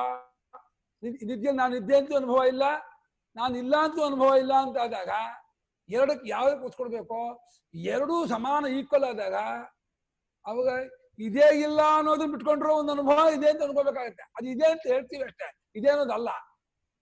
ಇದೇ ಅನ್ನೋದು ಇಲ್ಲ, ಇಲ್ಲ ಅನ್ನೋದು ಇಲ್ಲ ಅಂತ ಆದಾಗ ನಿದ್ರೆಯಲ್ಲಿ ನಾನಿದ್ದೆ ಅನ್ನೋದು ಇಲ್ಲ, ನಾನಿಲ್ಲ ಅನ್ನೋದು ಇಲ್ಲ ಅಂತ ಆದಾಗ ಇದೇ ಇಲ್ಲ ಅಂತ ಅನ್ನಿಸ್ಕೊಳ್ಬಹುದಾಗಿರ್ತಕ್ಕಂತಹ ಕಲ್ಪನೆಯೂ ಇಲ್ಲದ್ದಾಗಿರೋ ಒಂದು ಅನುಭವ. ಅದು ಆ ಅನುಭವವು ನಮ್ಮ ಸ್ವರೂಪವೇ ಆಗಿದೆ. ಆ ವಿಚಾರ ತಾನಾಗೆ ಫ್ಲಾಶ್ ಆಗ್ಬೇಕು ಅಂತ ಅಂದ್ರೆ ಅದಕ್ಕೆ ನಾವು ಆ ವಿಚಾರದಲ್ಲೇ ಮುಳುಗಿರ್ಬೇಕು. ಅವಾಗ ಅದು ಒಂದಾನೊಂದು ದಿನ ಫ್ಲಾಶ್ ಆಗುತ್ತೆ. ಖಂಡಿತ. ಆ ವಿಚಾರ ಮತ್ ಮಾಡ್ತಾ ಇದ್ದಾಗಲೇನಿಗೆ ಆ ವಿಚಾರ ಫ್ಲಾಶ್ ಆಗೋದು. ಅದನ್ನ ಸರ್ವದಾ ಮಾಡೋನೇ ಸಾಧಕ. ನಿರಂತರ ಆ ಚಿಂತನೆ ಆ ವಿಚಾರದಲ್ಲಿ ಮುಳುಗಿರುವವನೇ ಸಾಧಕ. ಅವನಿಗೆ ಇದನ್ನ ನಿದ್ರಾನುಭವವನ್ನು ನೋಡ್ಕೊಳಕ್ ಬಂದ್ರು, ವಾಕ್ಯಾರ್ಥನ ಅನುಭವಕ್ಕೆ ಹೊಂದಿಸ್ಕೊಳಕ್ ಬಂದ್ರು, ಅಥವಾ ಆಚಾರ್ಯರ ಉಪದೇಶವನ್ನ ಯುಕ್ತಿಯಿಂದ ದೃಷ್ಟಾಂತ ಕೊಟ್ಟು ಮಾಡ್ಕೊಂಡು ಬಿಟ್ಕೊಳಕ್ ಬಿಟ್ಕೊಂಡು ತಾನು ಉಳಿಯೋಕ್ ಬಂದ್ರು, ಫೈನಲ್ ಅದೇ ಅಲ್ಲಿ ತತ್ತೋದು. ಅದು ಗೊತ್ತಾಯ್ತು ಅನ್ನೋದು ಒಂದು ಅಧ್ಯಾರೋಪ. ನಿಜ ಹೇಳಿದ್ರೆ ಗೊತ್ತಾಯ್ತು ಅನ್ನೋದು ಅಲ್ಲಿಲ್ಲ, ಗೊತ್ತಾಗ್ಬೇಕಾಗಿಯೂ ಇಲ್ಲ. ಅದು ಗೊತ್ತಾಗೋದು ಅಲ್ಲ, ಗೊತ್ತಾಗ ಅದಲ್ಲ. ಗೊತ್ತಾಗ್ಬಿಟ್ರೆ ಅದು ಅನಾತ್ಮ ಆಗ್ಬಿಡುತ್ತೆ. ಅದು ಆತ್ಮ ಆಗೋಲ್ಲ, ಗೊತ್ತಾದದ್ದು ಅನಾತ್ಮ. ಅದೇ ಎಲ್ಲಕ್ಕೂ ತಳಹದಿಯಾಗಿರ್ತಕ್ಕಂಥ ತಳಹದಿ ಅನ್ನೋದು ಒಂದು ಅಧ್ಯಾರೋಪ. ಹಾಗಾಗಿ ಇದನ್ನ ನಮ್ಮ ರವಿ ಭಾಷೆ ಹೇಳ್ಬೇಕಾದ್ರೆ ಈ ಸುಮ್ಮನೆ ಇದು ನಿಮ್ ಬುದ್ಧಿ ಚಕ್ಕಸ್ ಮಾಡ್ತಿರೋ ಹೊರತು ಇದ್ರಲ್ಲಿ ಏನಿಲ್ಲ ಅಂತಾರೆ. ಬುದ್ಧಿಯ ಇಂಟೆಲೆಕ್ಚುಯಲ್ ನೀವು ಚಕ್ಕ ಮಾಡ್ತಿದ್ದೀರಾ ಅಷ್ಟೇ ಹೊರತು ಇದ್ರಲ್ಲಿ ಏನು ಹುಳುಸೊಪ್ಪು ಇಲ್ಲ, ಹುಳು ಇಲ್ಲ ಅಂತ ಜಾಗ್ರತ್ ಸುಷುಪ್ತಿ ಶಂಕರಾಚಾರ್ಯ ಬಾಯಿ ಮುಚ್ಚಿಸ್ತಾ ಇದ್ದಾರೆ ಹೊರತು ನಿಜವಾಗಿ ಇಲ್ಲಿ ಯಾವ ಅನುಭವನೂ ತೋರ್ಸಕ್ ಆಗ್ತಿಲ್ಲ ಅವ್ರಿಗೂ ಇದೆ. ಅನುಭವ ತೋರ್ಸೋಕ್ ಬಂದ ಅನುಭವ ಯಾಕಾಗತ್ತೆ? ಅದು ತೋರಿಸಿದ ಅನಾತ್ಮ.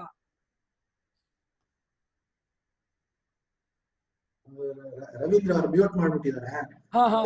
ಅಷ್ಟು ಈಸಿ ಇದ್ರೆ ಅದು ಯಾಕೆ ಎಲ್ಲಾರ್ಗು ತೋರಿಸ್ತಾ ಇಲ್ಲ? ಅವ್ರು ಶಂಕರರ್ಗ ಒಬ್ರಿಗೆ ಯಾಕೆ ತೋರಿಸ್ತೋದು? ಅಲ್ಲ, ಈಸಿ ಅಂತಂದ್ರೆ ಬಿಡೋರಿಗೆ ಈಸಿ, ನಾವು ಬಿಟ್ಟಿಲ್ಲ ಅದಕ್ಕೆ ಈಸಿ ಅಲ್ಲ. ನಾವು ಅನಾತ್ಮದಲ್ಲಿ ಮುಳುಗಿದೀವಿ ಅದಕ್ಕೆ ನಮ್ಗೆ ಈಸಿ ಅಲ್ಲ. ನಾವು ನಮ್ಗೆ ಈಸಿ ಯಾವಾಗ ಆಗೋದು ಅಂದ್ರೆ ಅನಾತ್ಮನ ಬಿಡಬೇಕು. ದುಡ್ಡು, ಮನೆ, ಮಠ ಎಲ್ಲ ಯೋಗಕ್ಷೇಮ ಬಿಟ್ಕೊಂಡು ಪರಮಾತ್ಮನಲ್ಲೇ ಇದ್ದವರೆಲ್ಲ ಈಸಿ.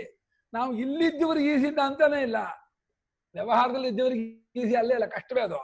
ಹಾಗೆ ಮನುಷ್ಯಾಣಾಂ ಸಹಸ್ರೇಶು ಕಶ್ಚಿತ್ ಜತತಿ ಸಿದ್ಧಯೇ ಯತತಾಮಪಿ ಸಿದ್ಧಾನಾಂ ಕಶ್ಚಿನ್ ಮಾಂ ವೇತ್ತಿ ತತ್ವತಃ ಅಂತೇಳಿ ಲಕ್ಷಕ್ಕೋ ಕೋಟಿಗೋ ಒಬ್ಬ ಪ್ರಯತ್ನ ಪಡ್ತಾನೆ. ಹಂಗ್ ಪ್ರಯತ್ನ ಪಡ್ತಾ ಇರುವಂತಹ ಅನೇಕ ಕೋಟಿಗಳಲ್ಲಿ ಯಾವನೋ ಒಬ್ಬನಿಗೆ ಜ್ಞಾನ ಆಗತ್ತೆ ಅಂತ ಇದ್ದಾರೆ. ಗುರುಗಳೇ, ನಾವು ಆರ್ಡಿನರಿ ಫಿಸಿಕ್ಸ್, ಕೆಮಿಸ್ಟ್ರಿ, ಮ್ಯಾಥ್ಸ್ ಕಲಿಬೇಕಾದ್ರು ಕಾಲೇಜಲ್ಲಿ ಹೋಗಿ ಕೂತ್ರೆ ಕ್ಲಾಸ್ಗೆ ಆ ಲೆಕ್ಚರರ್ ಸುಳ್ಳು ಹೇಳ್ತಾರೆ ಅಥವಾ ತಪ್ಪು ಹೇಳ್ತಿದ್ದಾರೆ ಅದನ್ನ ವಿಮರ್ಶೆ ಮಾಡ್ಬೇಕು ಅಂತ ಯೋಚನೆ ಮಾಡಲ್ಲ. ಅವ್ರು ಸತ್ಯ ಹೇಳ್ತಾ ಇದ್ದಾರೆ, ಅದನ್ನ ತಿಳ್ಕೋಬೇಕು ಅಂತ ಪ್ರಯತ್ನ ಪಡ್ತೀವಿ. ಈ ಆತ್ಮಜ್ಞಾನ ಕೂತಾಗ ಸಂಪೂರ್ಣ ಶ್ರದ್ಧೆ, ಸರೆಂಡರ್ ಇಟ್ಕೊಂಡು ನಾವು ಪ್ರಯತ್ನ ಪಡ್ಬೇಕು. ಶ್ರದ್ಧಸ್ಸು ಸೌಮ್ಯ, ಸಂಶಯ ಪಡ್ಲೇಬಾರ್ದು. ಖಂಡಿತ. ಸಂಶಯಾತ್ಮ ವಿನಶ್ಯತಿ. ಸಂಶಯ ಪಟ್ರೆ ನಮ್ಗೆಲ್ಲಾ ಸಮಸ್ಯೆಗಳು ಬರುದು. ಹೌದೌದು, ಸಂಶಯಾತ್ಮಕ ಆಗಲ್ಲ. ಪೂರ್ಣ ನಂಬಿಕೆ ಇರಬೇಕು ಆಚಾರ್ಯರ ಮೇಲೆ. ಅಪಾರ ಯಸ್ಯ ದೇವೇ ಪರಾಭಕ್ತಿ ಯಥಾ ದೇವೇ ತಥಾ ಗುರೌ. ಆಚಾರ್ಯರ ಮೇಲೆ ಅಪಾರ ಭಕ್ತಿ, ಶ್ರುತಿ ಮೇಲೆ ಅಪಾರ ಭಕ್ತಿ. ಇದು ಸತ್ಯವಾದ ವಿಚಾರ ಹೇಳ್ತಿದ್ದಾರೆ. ನಮಗೆ ಯೋಗ್ಯತೆಯನ್ನು ಬಂದಿಲ್ಲ, ನಾವು ಯೋಗ್ಯತೆ ಸಂಪಾದನೆ ಮಾಡ್ಕೋಬೇಕು ಅಂತ ಯೋಚನೆ ಮಾಡ್ಬೇಕೇ ಹೊರತು ಇದು ಏನ್ ಮಾಡುದು ಹೊಂದಲ್ಲ, ಇದು ಯಾವ್ದು ಬರೀ ಬುದ್ಧಿ ಇಂಟ್ರೆಸ್ಟ್ ಕಸತ್ತು ಅಂತ ಬಿಟ್ರೆ ನಾವೇ ನಮ್ಮ ಪುರುಷಾರ್ಥ ವಂಚಿತರಾಗ್ಬಿಡ್ತೀವಿ, ನಾವೇ ಬಿಟ್ಕೊಂಡ್ಬಿಡ್ತೀವಿ. ವ್ಯವಹಾರದಲ್ಲಿ ಇರೋದ್ರಿಂದ ನಮಗೆ ಬಿಡೋದಕ್ಕೆ ಈಸಿ ಆಗ್ತಾ ಇಲ್ಲ, ಈಜ್ತಾ ಇದೀವಿ. ಈಜ್ತಾ ಇದೀವಿ ಅಂತ ವ್ಯವಹಾರದಲ್ಲಿ ಈಜ್ತಾ ಇದೀವಿ. ಇದಕ್ಕಿಂತ ಉದಾಹರಣೆ ಬಂಗಾರ ಕಳ್ಕೊಂಡಿರೋದು ಇನ್ನೆಲ್ಲೋ ಬೆಳಕೆಲ್ಲಿ ಇದೆಯೋ ಅಲ್ಲಿ ಹುಡುಕ್ತಾ ಇದೀವಿ ಅಷ್ಟೇ ವ್ಯವಹಾರದಲ್ಲಿ. ಹೌದು, ಎಲ್ಲಿ ಬೆಳಕಿದೆಯೋ ಅಲ್ಲಿ ಹುಡುಕ್ತಾ ಇದೀವಿ, ಕಳ್ಕೊಂಡಾಗ ಹುಡುಕ್ತಾ ಇಲ್ಲ. ಕಳ್ಕೊಂಡಿದ್ದೆಲ್ಲ ಬೆಳಕಿರೋದೆಲ್ಲ ಬೆಳಕಿದಾಗ ಹುಡುಕ್ತಾ ಇದೀವಿ, ಆಗ ಸಿಗ್ತಾ ಇಲ್ಲ.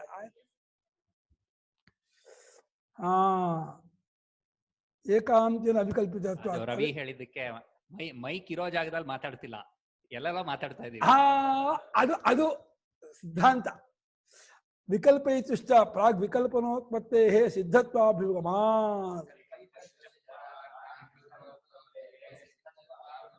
ಇದೊಂದು ಯುಕ್ತಿ. ಕಲ್ಪನೆ ಮಾಡುವಾತನಿದಾನಲ್ಲ, ಕಲ್ಪನೆ ಮಾಡುವಾತನು ಕಲ್ಪನೆಗಿಂತ ಮುಂಚೆ ಸಿದ್ಧವಾಗಿಬಿಟ್ಟಿದ್ದಾನೆ. ಆದ್ದರಿಂದ ಅದು ವಿಕಲ್ಪ ಆಗೋಕ್ ಬರೋದಿಲ್ಲ. ಎಲ್ಲಾ ಕಲ್ಪನೆಗೂ ಮುಂಚೆ ಸಿದ್ಧವಾಗಿರುವ ಆತನು ಅವನಿಟ್ಕೊಂಡೆ ಕಲ್ಪನೆ ನಡೀಬೇಕಾಗಿರೋದ್ರಿಂದ, ಅವನಿಗೆ ಕಲ್ಪನೆ ಎಲ್ಲ ಆಬ್ಜೆಕ್ಟ್ ಆಗಿರೋದ್ರಿಂದ ಅವನ ಕಲ್ಪನೆ ಆಗೋಕ್ ಬರೋಲ್ಲ. ಎಲ್ಲಾ ಕಲ್ಪನೆಗೂ ಸಾಕ್ಷಿ, ಕಲ್ಪನೆಗೂ ಮೂಲ, ಕಲ್ಪನೆಗೆ ಆಧಾರ, ಕಲ್ಪನೆಗೆ ಸಾಕ್ಷಿಯಾಗಿದ್ದು ಆಧಾರವಾಗಿದ್ದು ಮಾಡ್ತಿದಾಗ ಅವನು ವಿಕಲ್ಪ ಆಗ ಬರೋಲ್ಲ. ಅವನು ಅತೀತನೇ, ಅವನು ವಿಲಕ್ಷಣನೇ. ಇದು ಒಳ್ಳೆ ವಾಕ್ಯ ಇದು. ವಿಕಲ್ಪ ಇತುಹು ಕಲ್ಪನೆ ಮಾಡುವ ಆತ್ಮನು ವಿಕಲ್ಪನೆಗೆ ಮುಂಚೆಯೇ ಇದ್ದು ಬಿಟ್ಟಿರ್ತಾನಾದ್ರಿಂದ, ಸಿದ್ಧವಾಗಿರ್ತಾನಾದ್ರಿಂದ ಅಲ್ಲಿ ವಿಕಲ್ಪ ಅನ್ನೋ ಬರೋದಿಲ್ಲ. ಅಸತ್ವವು ಕೂಡ ಅನುಪತ್ತಿ, ಅದು ಇಲ್ಲ ಅನ್ನೋದು ಕೂಡ ಹೊಂದಲ್ಲ ಅಂತ. ಆಯ್ತು, ಸಮಯ ಆಯ್ತು. ನನ್ಗೆ ಒಂದೇ ಒಂದ್ ಮಾತು ಗುರುಗಳೇ, ವ್ಯವಹಾರದಲ್ಲಿ ಇರ್ಲಿ ಮೈಕ್ ಬಗ್ಗೆ, ಪರಮಾರ್ಥದಲ್ಲಿ ಇರ್ಬೇಡಿ ಅಂತ ಹೇಳಿ. ಪರಮಾರ್ಥದಲ್ಲಿ ಇರ್ಬೇಡಿ, ವ್ಯವಹಾರದಲ್ಲೇ ಇರಿ ಅಂತ. ಪರಮಾರ್ಥದಲ್ಲಿ ಇದ್ರೆ ಎಲ್ಲೆಲ್ಲೋ ಮಾತಾಡ್ಬಿಡ್ತಾರೆ, ಕೇಳ್ಸಲ್ಲ. ವ್ಯವಹಾರದಲ್ಲೇ ಇರ್ಲಿ ಹಾಗೆ. ಏನ ಪ್ರಶ್ನೆ ಇದ್ರೆ ಅಂತ ಅನ್ಬಿಟ್ಟು. ಮೀನಮ್ಮ ಪ್ರಶ್ನೆ ಇದೆ ಅಂತ ಕೇಳಿಮ್ಮ.